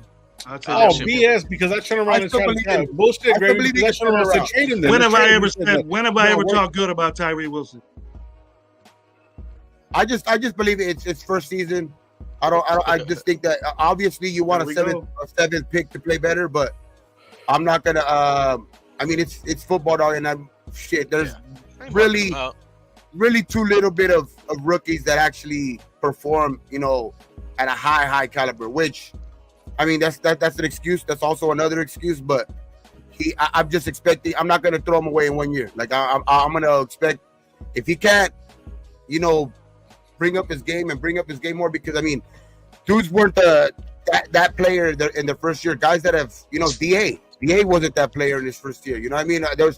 There's hundreds of players around this league right now that weren't that dude in their first year. You know what I mean? But they work at it and they turn into it. Like, obviously, if that's like you said earlier, sportsman, that's what worries you. That's more of a worrying thing for me. Like when you're not in the building first or something like that. To me, I think that he's gonna have the tools. You know what I mean? To me, like, he's big, he's fast, that dude, and he looks like he'll get it to get the ball off the bat, but can he use his hands? You know what I mean? As a defensive, can he develop moves? Can he, like that's what he's going to in order to get better. That's what he's going to, because I think he has the tools.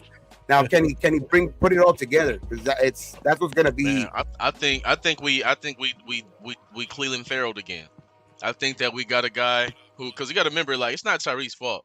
That was Ziegler and everybody thinking they're so fucking smart, right? They thought they were so fucking smart. Man, go with the best guy available, who you need, a position to need, and we all know who we should have got.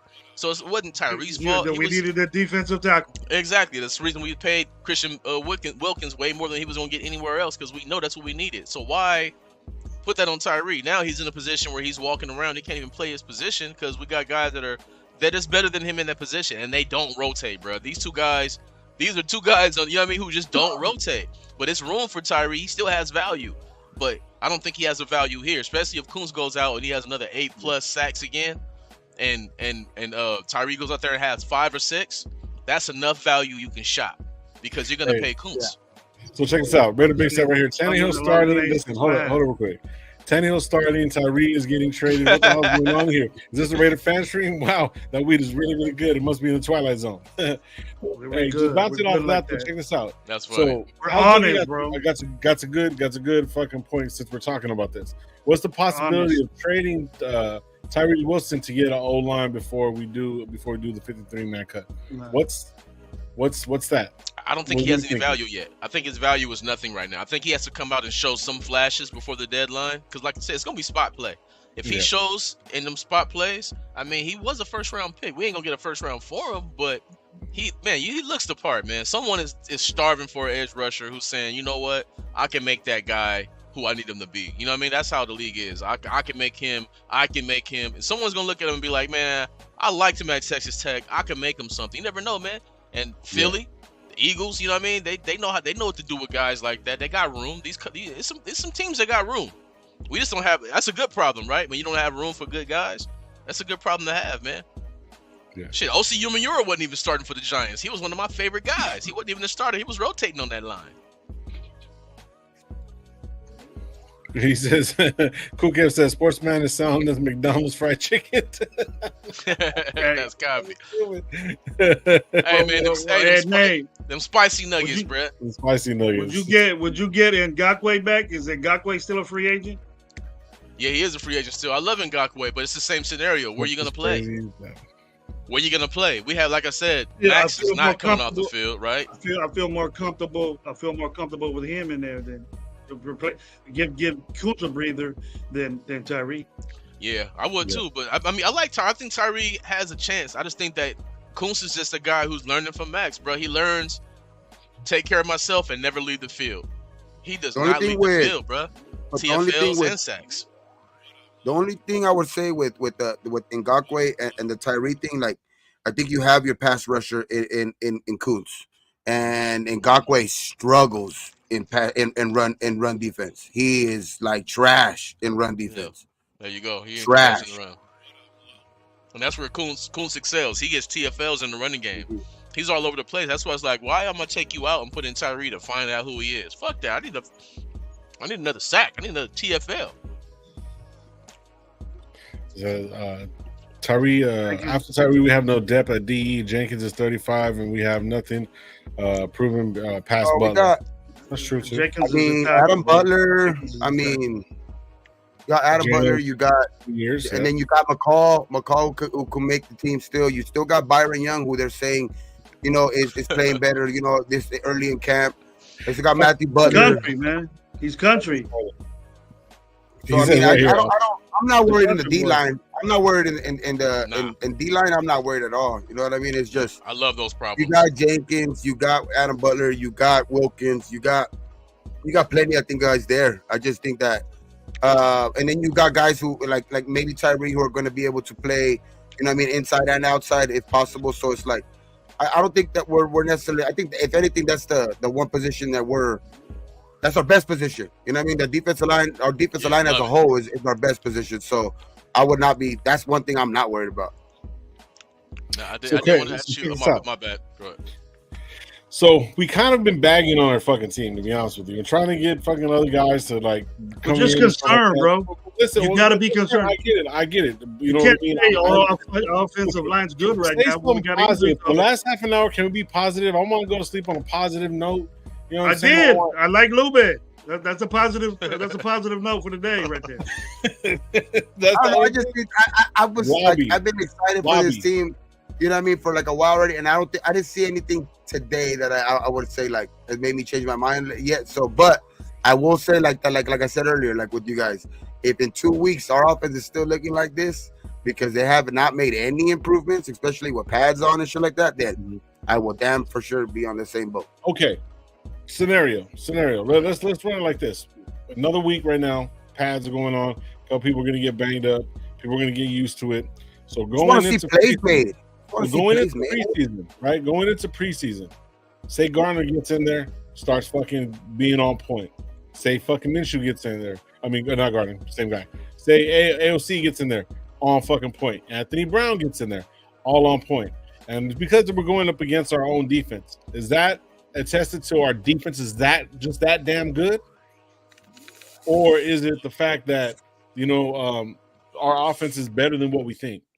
I think our quarterback play is just that damn bad. I think exactly. I think that we're gonna have guys playing against real backups in preseason. That's why, that's the tough part, right? Because you're trying to evaluate who's gonna start for you, but they're not playing against starters. So it's gonna be about ball placement, rhythm, footwork. They're looking at the other things of the game. They're not looking at a catch and run. They're looking at the actual pass to the catch. You know what I mean? They throw it for 15 yards and it's for a touchdown. They only care about the 15 yards. What did you throw the ball? Was it in the area where he can catch and run? They're looking at shit like that because that's the only thing they can really separate these QBs is can they put it where it needs to be in time. That's really it because they're not. I think what sucks for us too is that like when the outside, content creators are on the outside looking in, not being at cap and shit like that, and actually seeing the competition for ourselves, like it's not. You're not. I think these preseason games ain't really going to give you the feel for who's going to start anyway, too, because I think they're going to get limited play time. They are going to play because I think AP already made that clear. Like, everybody will play.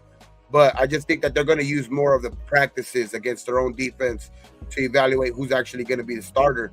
I think Anthony Brown, that Bradley, I think they're going to try to see who's going to – the game will be more used to see who are going to be the end of the 53 guys, you know what I mean, the end of the roster guys. But for the actual – practices, because that's when they could actually evaluate going against number ones, right? The quarterbacks going up against number one defense, So I think that will be the bigger part of the evaluation, which kind of sucks for us because we don't get to see it, right before our eyes.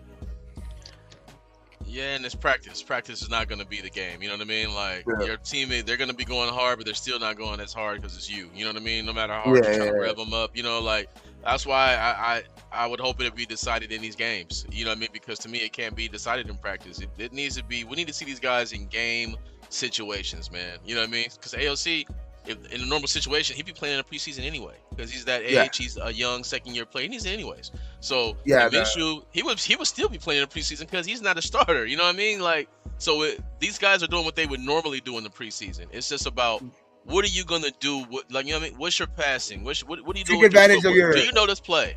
Yeah, take advantage of the opportunities. Yeah, exactly. Take advantage do you know of the fucking playbook? Can you come up and show us that you know the playbook during the game? Like, that's what's gonna win the job. Just knowing the playbook, who has the better ball placement, not taking sacks, not throwing picks. You know what I mean? Your basic shit. Then basically, but, you're explaining AOC right now. No, like have the opening drive. Have like an opening You're drive. basically explaining AOC right now. If you're only gonna play one drive, like go out there and drive the ball down the field, dog, and put it in the end zone. Take advantage of your of your opportunities. And I think the guy that takes more advantage of the opportunities, obviously, you know what I mean? It's Captain Obvious and shit like that. But the guy that takes more advantage of all of those situations, bro, is gonna be the guy that comes out top. But it is kind of alarming that nobody has really kind of like even set themselves, ahead a little bit.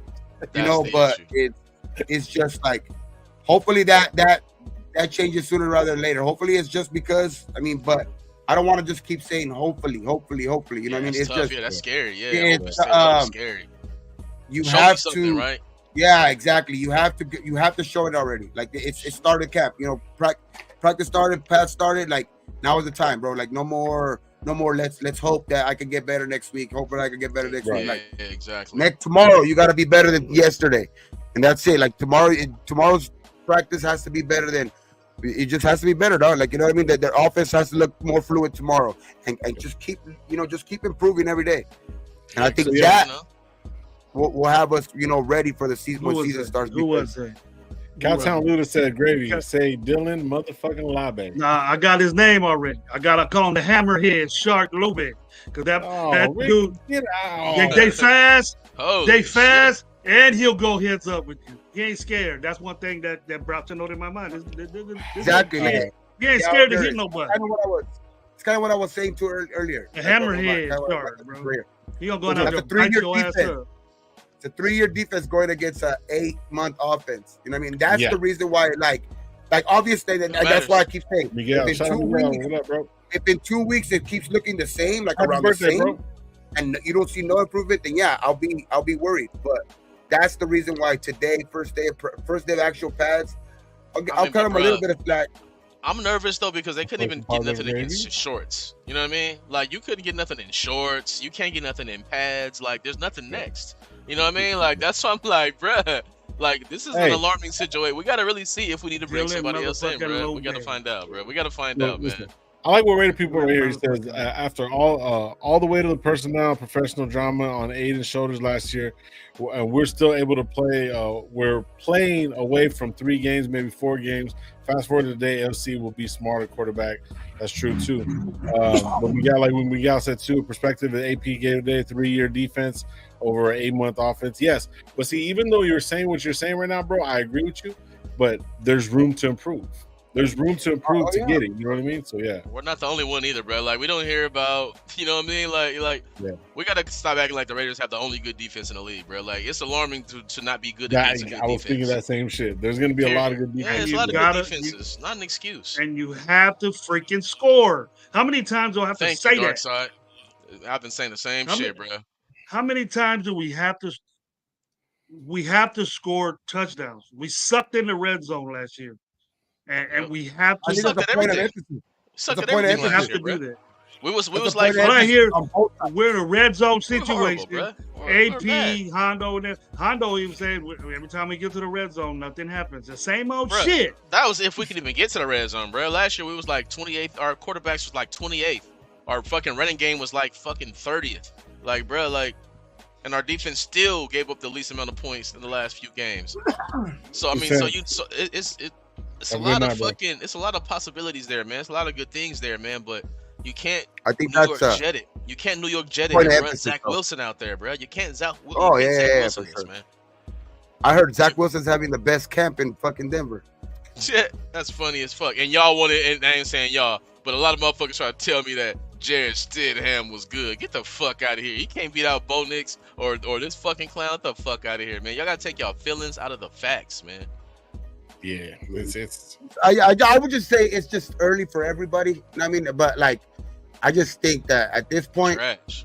I'm going with what I think we have right now. Like, I don't want to make a change this late because it's just gonna show like kind of like a desperate kind of type of approach, and which at times you got to, at times you got to, yeah, at times you got to, but it's just, it's just the perception of it. You know what I mean? I hope not, bro. But each time I wake up in the morning, man, I'm looking through multiple sources. You know, and I compare the sources what they say, and I see what they have into it. You know, and I'm looking at Raiders Wire, and they telling you what's going on. You know, they ain't gonna lie to you. If anything, they're gonna try to prop something up. When they telling you, like, yeah, I be looking at all those too. Yeah, the same when they tell Journal, exactly, and they all telling you like these guys ain't been doing a good job, bro. They haven't been doing a good job, and that just is what it is. And I just want AP to go down for this Telesco shit, because Telesco, he just brought in another receiver from the Chargers. Like, bro, come on, bro. You want to bring in Guyton, another Charger? Like, bro, I don't want him to fall on this Telesco sword, man, because Telesco, he's done a lot of questionable things already, man. Like the Fields. The I Russell do Wilson believe things. though. What do you believe that why we're holding on to this month? Do you believe more it's going to extend some players before the season starts, or do you think it's going to be because you know how the new structure of cuts, you know how it's just one big ass cut at the end of preseason now, where they have to go literally from like 80 to 53, where you see a bunch of players, you know, just released on that day. Do you think they're saving it for that, or more to like, you know, maybe extend guys before the season starts, if like a Hobbs or something like that, Spillane or? Nah, I don't think so. I think that they can, if you're going to extend guys, I think they can find the money, move the money around. You don't necessarily have to have the cash money in your hand. I just think they really don't know. I think that they want to maybe invest in some DBs, but they want to see what Jacorian Bennett's doing. Because so far he's been, you know, he's one of the names that's popping out. I heard, yeah. He's a talk of the Raiders right now. Yeah, real talk. Bennett. So it's like they want to bring in a Gilmore. They want to bring in a Nadori Jackson. You know what I mean? You probably still should. But they're looking at, you know, can he be the guy? Can these guys be the guy? But to me, that's playing a little risky, because to me, if you like a guy, go get the guy, because Seattle just gonna go get him when you want to get him, or whoever, you know. But to me, I really don't think they really know what exactly to do with this money, because they really don't know who they are on offense. Like they know the identity on the defense 100%. I think the offense, they just don't know who they are yet to really put pieces there. You know what I mean? That's what I think. You know what? I honestly think they're saving it for in case Colton Miller can't get on this field, dog, and they're gonna try to make a play for a tackle. I'm thinking the same shit. Damn. I'm thinking the same shit. Who are you gonna play? Baltieri? He's the best tackle available. I know. Yeah, I wouldn't mind Baltieri at all. I'm just saying that's just an idea, like that, because they have to be holding out for something, like, and that's the way I'm just, you know, kind of just, you know, throwing shit out there, but you know, just because you want to have at least like some type of backup, you know what I mean, some type of contingency plan type, you know what I mean? So like, where if that guy can't get on the field, you want to have somebody that's a veteran or something like that, because that is, if you're gonna have any even chance to produce with these type of quarterbacks, you're going to have to protect them, their blind side. That's one thing for sure. Major protection, major. They got to be at least as good as it was last year. And people swear that line was trash last year. That was a top 10 line last year. It's about how much time you got to throw. It don't matter if they fucking hold it for 37 seconds and get sacked. It's about the time they got to throw, the players are open, and you're not getting it done. That's not on the offensive line. That's on the quarterback. And with the way and we start Aiden, you're gonna need to protect the guy, because he ain't gonna move. That's what I think they're saving the money for. To me, to be honest, like that's tough. I think, Gabe. I think personally, with that money, I think they're gonna re-sign Coates and Jack Jones, and then they'll shuffle shit around for Morgan and Spillane and shit like that. Still got Hobbs. Hobbs gotta stay healthy. Hobbs gotta prove that he can stay healthy for one season. We already know the player he is. He's a beast, but he just can't stay healthy. And then you're not hearing either Kuntz is just, you know, they're ignoring Kuntz because he's doing the same shit, you know, the balling, or I haven't heard anything about it. Kuntz is doing this and miraculous is that he might be the same player. But to be honest, though, like what I've heard about the defensive line, though, it's like obviously they're gonna name Max by name. They're always gonna be naming Max by name, but what I just heard about the defensive line, like as a whole, is just they've been dominating. So I think they're just all bunched into that what they're talking about, the defensive line. Like I think they're all performing out there, and that's why I like Max is gonna be called out by name because he's just literally almost dominating on every play. But like you don't even really hear Wilkins' name like being called out that much by the media or anything like that. But I just think it's because the defensive line is just being dominant as a whole. That's why they haven't really named. That's why they haven't really named Kuntz by name, but he's also balling out there. You know what I mean? That's what I said. Yeah, but I think that's more along the lines of the campaign and what the NFL's doing and what Max Crosby's doing, because he's more out there in the, I guess you would say, the podcast world. He's more, accessible. He's open to certain things. So it's like he's being more of the poster child, I would say. You know what I mean?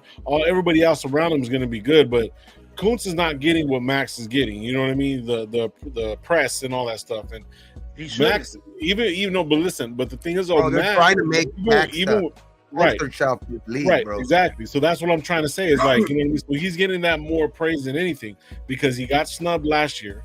You know what I mean? He is his story coming up, the party and all that stuff. Now he's straight edge.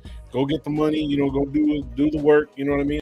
And a lot of people are looking at him more along the lines of the face of the league. So he's going to get that. So they're going to more focus on him. But then when they really, really break it down on the field, you have to you can't double everybody. You can't double Wilkins. You can't double Crosby. You still got two other guys on the line that you got to figure out. It's either going to be. That's what I'm saying.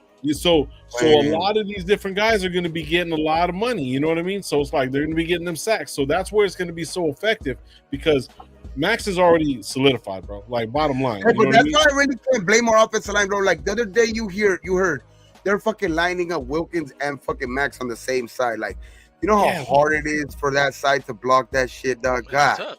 That's tough. I mean, but shit. Apparently, the same thing's happening on the other side. You know what I'm saying? Same thing. That's the problem. You want to hear that on the other side, yeah. But at the same time, though, I'll take it with a grain of salt. Like what they're doing in practice right now, on defense, I really don't care because I know what that line is. That line is going to be that line no matter what. It's going to be good. And right now they're super dominating against backups. They're just like we're super dominating against y'all. They should. As they should. They're destroying them motherfuckers. Mm-hmm. So like I said, I heard Parham and Mumford had their moments today. You know what I mean? But Mumford and Mumford had their like their wins, their share of wins on the thing. I even heard Glaze had his share of kind of holding his own. But as a whole, they're getting beat. I mean they're missing, I think, a projected starter in JPJ. And they're missing their captain of their line, you know what I mean, in Colton. So those are two big bodies that they're missing out there. So I will say maybe when they get back, hopefully it's better. Hopefully they're back when they're actually ready. Because as much as it's worrying, you don't want them coming back too early and then really suffering something. No, you don't. Yeah. But the thing is that those backups obviously ain't doing the job, bro. So I'm talking about a backup role. They're getting toasted. Killed. And yes, that's our defensive line. But like Maine said, there's better defensive lines than ours out there. We're gonna play a better defensive line in week 2. Yep. Maybe in week 1. We're gonna have that. We're gonna have we got Bosa back, and then whoever's in the middle of the field for them. Yep. What are we gonna do with the rookie out there in Glaze if he starts? No, I think there's good defensive lines out there, but I think we got the best one. Hey, I'm confident in that defensive line too. I have no problems with it, Gabe. They should be dominating that offensive line. But if Colton Miller was in there and JP, was in there, and I'm not even talking about Tyree. I'm not even talking about Tyree because that would be disrespectful. I'm talking about Adam Butler, dog, is a baller. Especially he had his best year before this last year. His best last year was with Wilkins, and now he's back with Wilkins. You know what I mean? Playing in the middle. You know what I mean? So they played together in Miami. So now they're playing with and he just had his best last year. Last year, Jenkins was still, a baller last year. Another Miami player. All three of them played together. Kuntz, balled out last year. And then you got... Who was their coach during all that time? Then you got 2 All-Pros. You know what I mean? Which to me are All-Pros. and Max and fucking Makes sense. and him, dog. So that to me, that's a fucking very. You can stack them up against anyone. You can stack them up against anyone. We know that. We keep swaying over to this defense. Every conversation, we keep swaying over to the defense. We keep swaying over. What are our remedies for the two blind side blockers that we got? What are the remedies? Better with, the one thing you will say, the one thing I can say is that it's still better than what we got. They are not going to see these left hand. They're not going to get more, be able to get more prepared than but with this line. I mean, if anybody's going to be able to prepare them, it's going to be going up against this line, right? So, I mean, that's the only thing I can say. I mean, obviously, they're not playing up to par in these first couple of days and all of this shit. You're concerned, right? You're concerned about it, right? Because we don't have a quarterback that we want to start that's mobile, that can get out of the way. Yeah, those guys don't do their job, bro. I think somebody put it in the chat perfect earlier. I'm concerned but not worried. I would be. I mean, concerned but not worried yet. Like not worried yet because there's still guys that are gonna get back. Which I think we're gonna get back sooner than later, especially in power. Unless them motherfuckers is gonna throw the ball, we still should be worried. Facts. JPJ needs the work. JPJ needs the work, and he has the lesser of the injuries. I'm cool with Colton Miller. I'm cool with Colton Miller. Today, AP's words on him were very, very like. I have a bad feeling. He's getting there. He's getting there. He should be all right. I have a bad feeling about Powers Johnson. I have a feeling that he's not going to be starting day one. I don't think he's going to be ready day one. Just because he wasn't supposed to be available to us in the second round. Only reason he was there is because of injury. So, and what if we drafted him and he's injured? So I'm just like, how is this going to work out? You know what I mean? If we don't get him in the preseason. If we don't get him in the preseason, we don't get him preseason game one, it's time to start worrying about Powers Johnson because he's still a rookie. He needs reps. He has dealt with a lot of injuries. Like he had a calf. I think he's had a shoulder injury before. But I think he only missed like one game in the last with those injuries, 2 games in the last 2-3 years, something like that. Yeah, must have been so he does play through him. Yeah, he plays through him. But like it's like I mean, obviously you want a guy to be at the 100% out there, but I mean, I will say that it hasn't cost him too much playing time, so hopefully that doesn't change. Like hopefully, because man. Cost him too much playing time. He's already hurt and non-contact actual playing time though. But actual playing time, like actual game. He got some Richie in him, man. We need him on the field. He got some incognito in him, man. He got a little bit of that Richie love. You know what I mean? That's fine and dandy. That's fine and dandy. But what did incognito do for us? Get hurt. For 2 years. I mean, that's because we got him. He was fucking 38. But I'm saying, imagine incognito at fucking 24. You're fucking big. We want to talk about another team. We want to talk about another team, yeah. But for the Raiders, incognito didn't really do shit for us. Hey, when he was healthy, that motherfucker showed what you're supposed to look like. He showed what it's supposed to look like. When he was out there, that shit looked different. And then when he left, you seen what it looked like after. I'll just say I like his toughness. He plays through the injuries. You know what I mean? And like.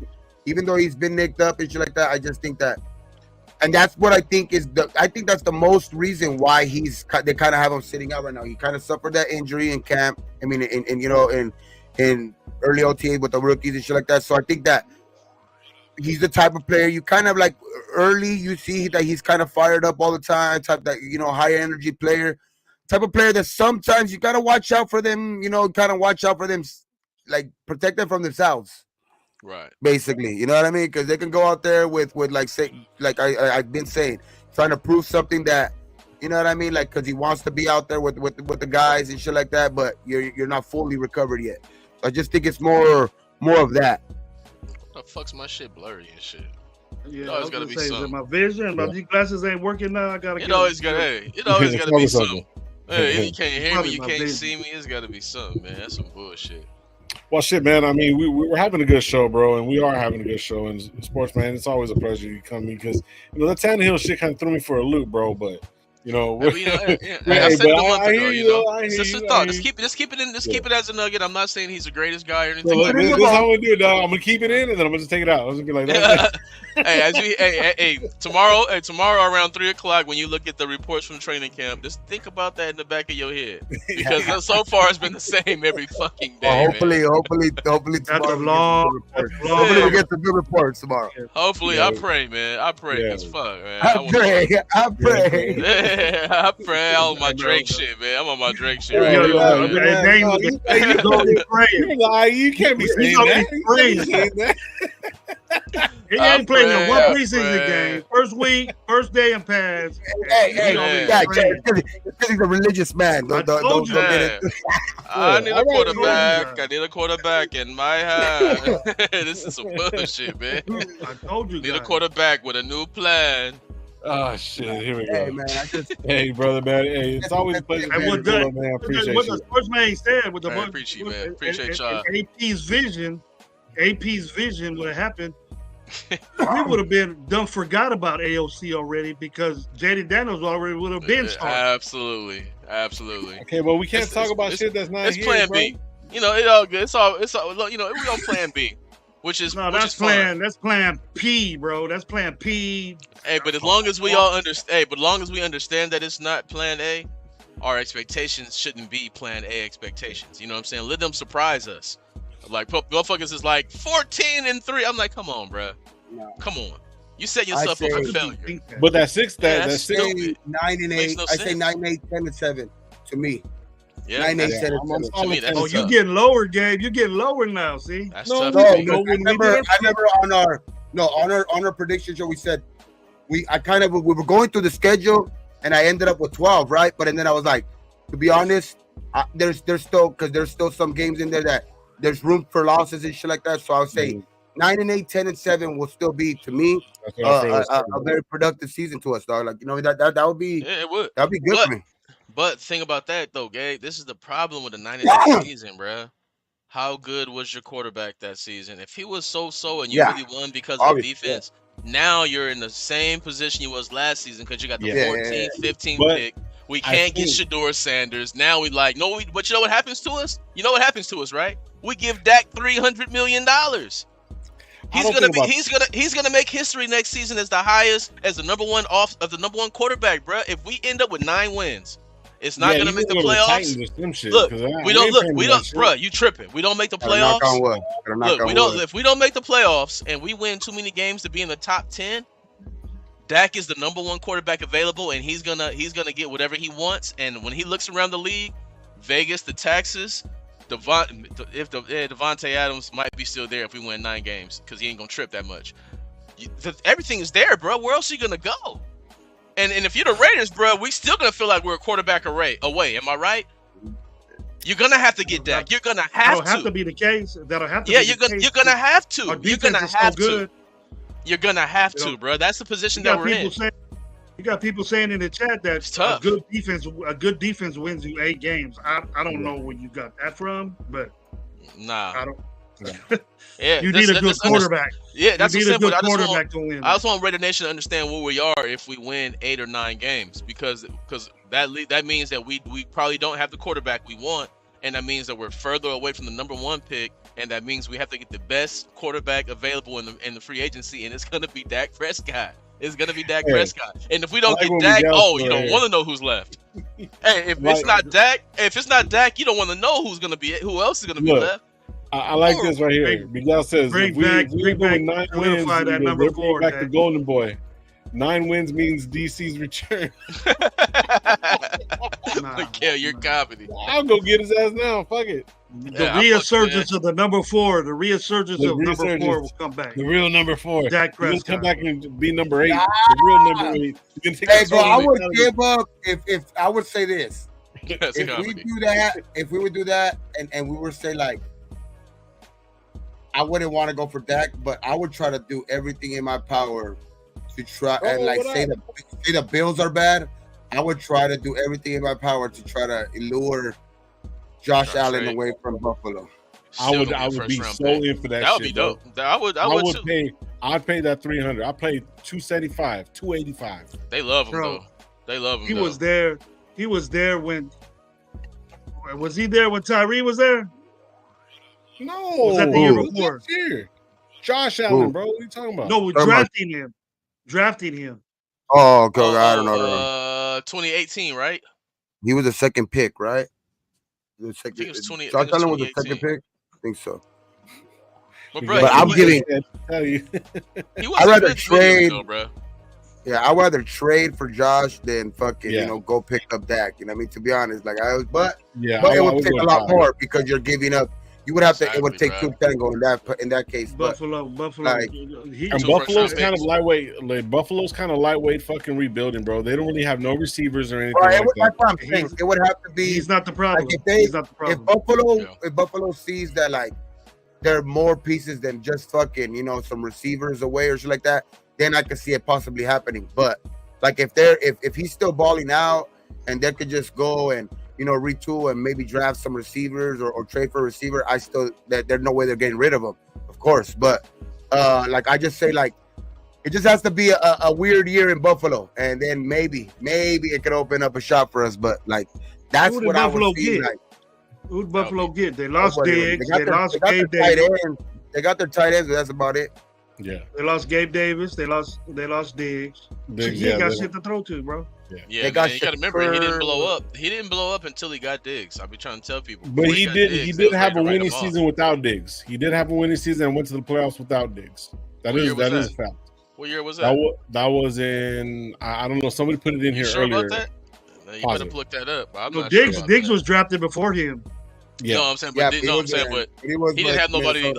He wasn't even. Buffalo was not good, bro. With Josh Allen, they were not good until Stephon Diggs got over there. That's what I'm saying. I don't think they won shit. I think they won. I think they lost in the playoffs, and then they're like, that's when they brought in Diggs. Let me see. And he has help too because he has Cook.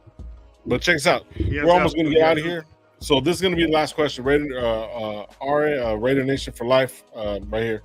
How's a question for us? Y'all think we're going to make this playoffs this year? I'm just gonna say just real quick. I'm not gonna go too far in it. I'm gonna say yes. Wild card. I'm gonna say yes and wild card. So that's what I'm going with. Well, I think it's gonna take 10 wins for wild card.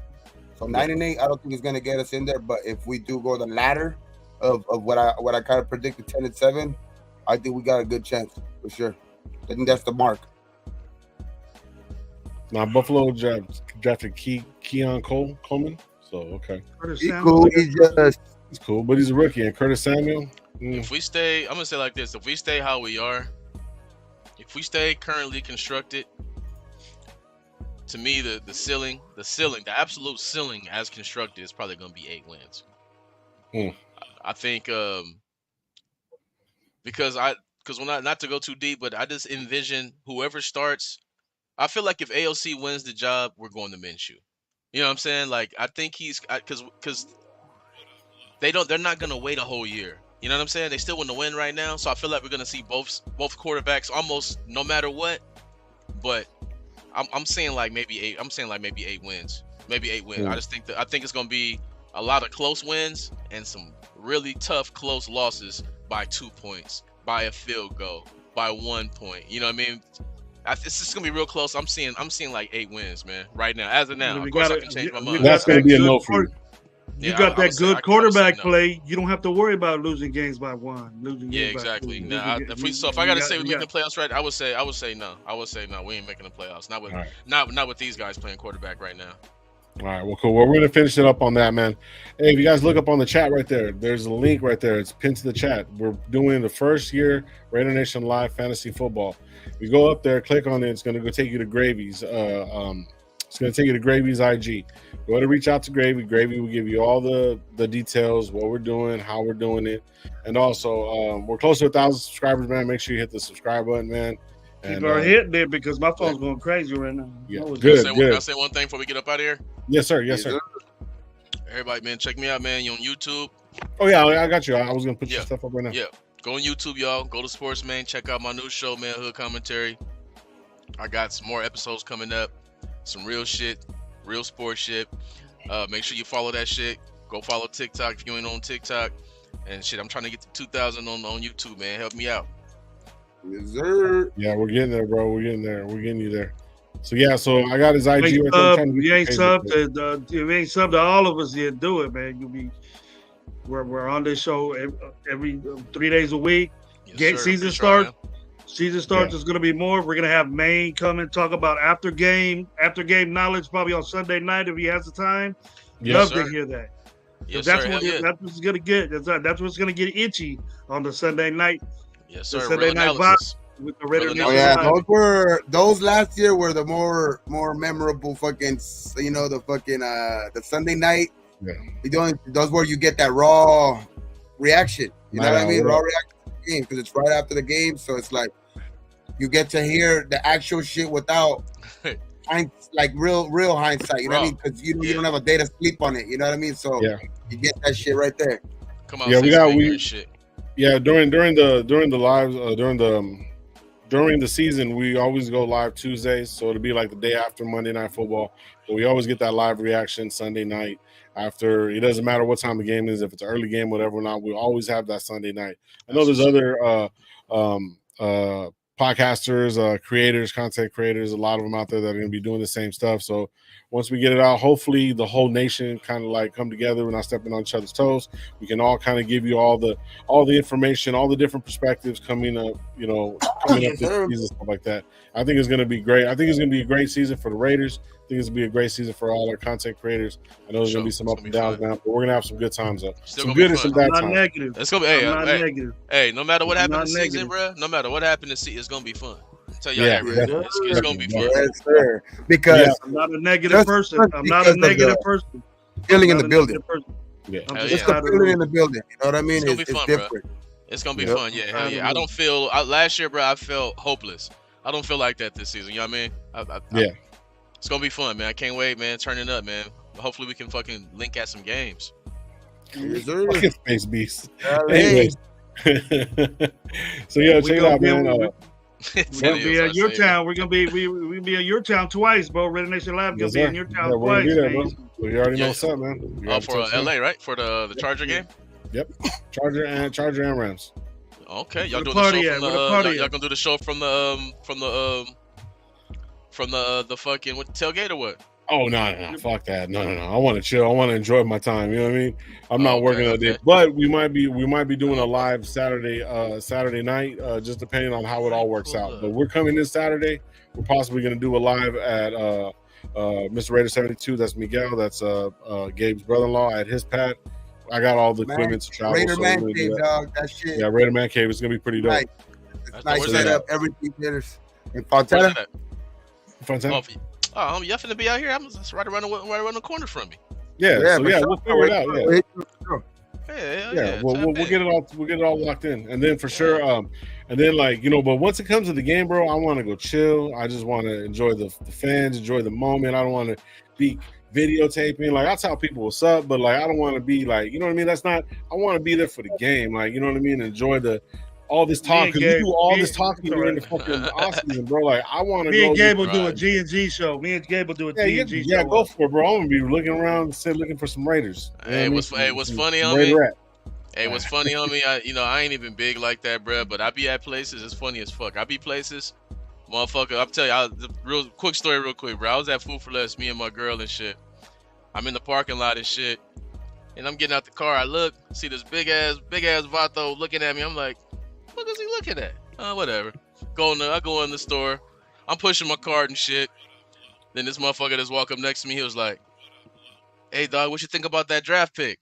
And I was like, "Oh, Bowers?" He's like, "Yeah." He was like, "Oh yeah, I follow you." Blah blah blah blah blah. We just started chopping it up about sports and shit. That shit is crazy, bro. Hey, that shit. I bet you he was related to Gabe. I bet you it was related to Gabe. Hey, that just happened to me, bro.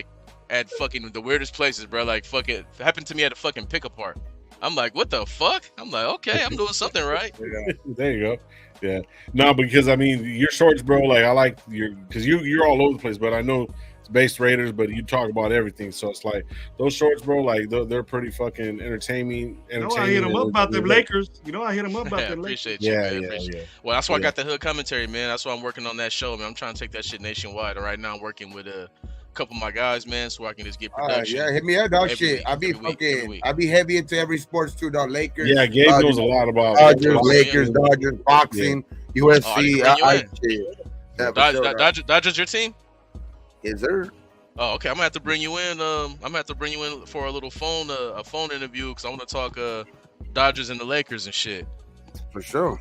Yeah, hell yeah. I'll definitely hit you up. Get me on there when the Kings start the Ah. first game. Don't worry about Here it. you go. Here you go. Here you go. I'll talk a little bit of Lakers, bro. Like once we get the team, because now we have You don't know. the James legacy, the James's legacy that's about to start. Now I'm just talking shit. Anyway, Yeah, see, I want to talk. Yeah, that's a whole nother thing, bro. I had to go off on people about that shit. yeah, I just That's fuck with you. crazy. It's just crazy. Your savior of the Lakers, bro, is Bronny James. Really, bro. The Yeah. 55th pick. Yeah, The 55th pick. is gonna Hey. be the Hey, no one knows. Great. No one knows. You know what? No one knows who the 55th pick was last year or any other year, but everyone knows who it was this year, and he didn't deserve it. Get the fuck out of here. That's crazy. Like, That's fuck, nuts. man. It's just, yeah. bro, That's it's 55th. It's not like Yeah, they want to pick bro. up fucking team. Laker fans is like, bro, that's a travesty. I'm like, bro, who did we draft last year in the first round? They don't Yeah, even- Exactly. Shut the fuck up. You don't even know who we drafted. Get the fuck out of here. You I don't just a care. hater. I Yeah, don't you just a hater. You just pure hate, man. You hating the 19-year-old kid, man. It's not even that he's brought it to be the savior. Dog. It's like, Just The a dude- player, man. LeBron You is. guys are Like, just, Laker what fans does are you just want like to hate on him? No, the thing is that like wherever LeBron was at, it's the thing is that he's done so much for the game of basketball. It's like they did him a favor, whatever. Like that, and it's not like he's like just straight trash, dog. It's Yeah, just he's still good. He's pretty good, bro. He's decent. It's very rare that you Look see from a a Laker fan. son and a son everybody and a else. Everybody fucking else bad that player. knows basketball, Perkins and all these other people are saying this dude's trash. I don't know why the Lakers Right. picked him second round. But then they're you know, just, no, they're but you know saying he's what not they're saying NBA ready. but look at it like this though, Gravy. Look, he had fucking heart surgery. He was a 5-star athlete in high school, right? Best of the best. He had heart fucking surgery. He couldn't play up to his best. He went to the combine and was one of the best at the combine in every statistic. The kid can fucking play. Yeah. It's just that his last name is James and everybody hates his dad because his dad is a black billionaire and that's a whole nother option. That's a whole nother thing. So That's a whole different thing. Yeah. yeah, that's what I'm saying. They fucking hate LeBron, bro. They want to project that onto a kid, bro, who's Yeah, it's more of that. It's more of that. who's as good as he's as good as any other second round pick, bro. I said it's literally been. And it's been 2 second-round picks that's even been in the All-Star game in the last fucking 13, 14 years. It's Jokic and somebody else. That's why I'm like, no one gives a fuck about a 55th pick until now. Fuck out of here. Yeah, But that's He totally went to different USC, stuff. That's the hood commentary. That's going to be with He went sports. to Yeah, USC. yeah, all day, man. Make sure you go That's to what you're that. getting, man. That's what you get right there. Yeah, pure We passion. got bro. LeBron James got traded to Utah. let Bronny live, man. Let Bronny Let the live. young man live. What happened? Say it again. LeBron was playing in Utah. You think they would have got Bronny James in the second Yeah. round? Hell Yeah. yeah.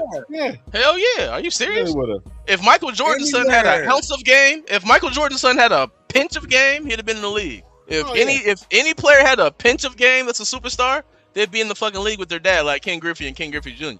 Yeah. Only the few It's special true. greats can do that. No.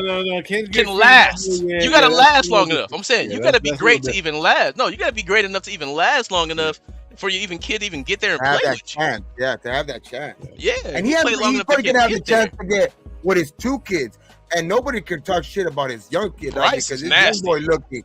Bryce is nasty. Bryce is nasty. Bryce is like a number Man, you one might pick. as well just draft him right now. Fresh out of junior high All I can school. just do Hey, it. fuck it, bring He's him. only a junior. He better than He's a Gabe senior this year, Vincent. but He bring him that dude's better. he's already like 6'6", 6'7". Yeah, That he's dude, that nasty, kid's bro. gonna be good. That kid's He's, gonna be he's good. nasty. If He's you have any nasty. daughters, get LeBron James's grandkids and get them on the looking right. Oh shit! Calm down. Hey, they Anyways, coming, we're gonna bro. get out of here, guys. We're gonna talk about that shit later. I'm gonna be on the hood some commentary, man. Make sure you go over to sport. Go check out the sports, man. It's in the chat, man. Appreciate you guys. Tap in. Thank you, everybody. I think we had like 80 people here at one point, man. Appreciate all you guys, Wide man. receiver like the Raiders got, man, from USC, man. Who's this wide Shit, receiver here we Raiders got? All right, man. But thank you guys for pulling up, man. Appreciate you guys. Thanks for what you do got, what you don't, and don't drink and drive. And on 3, man, how we end every single show. Ready? 1, 2, 3. Raiders! You bitch.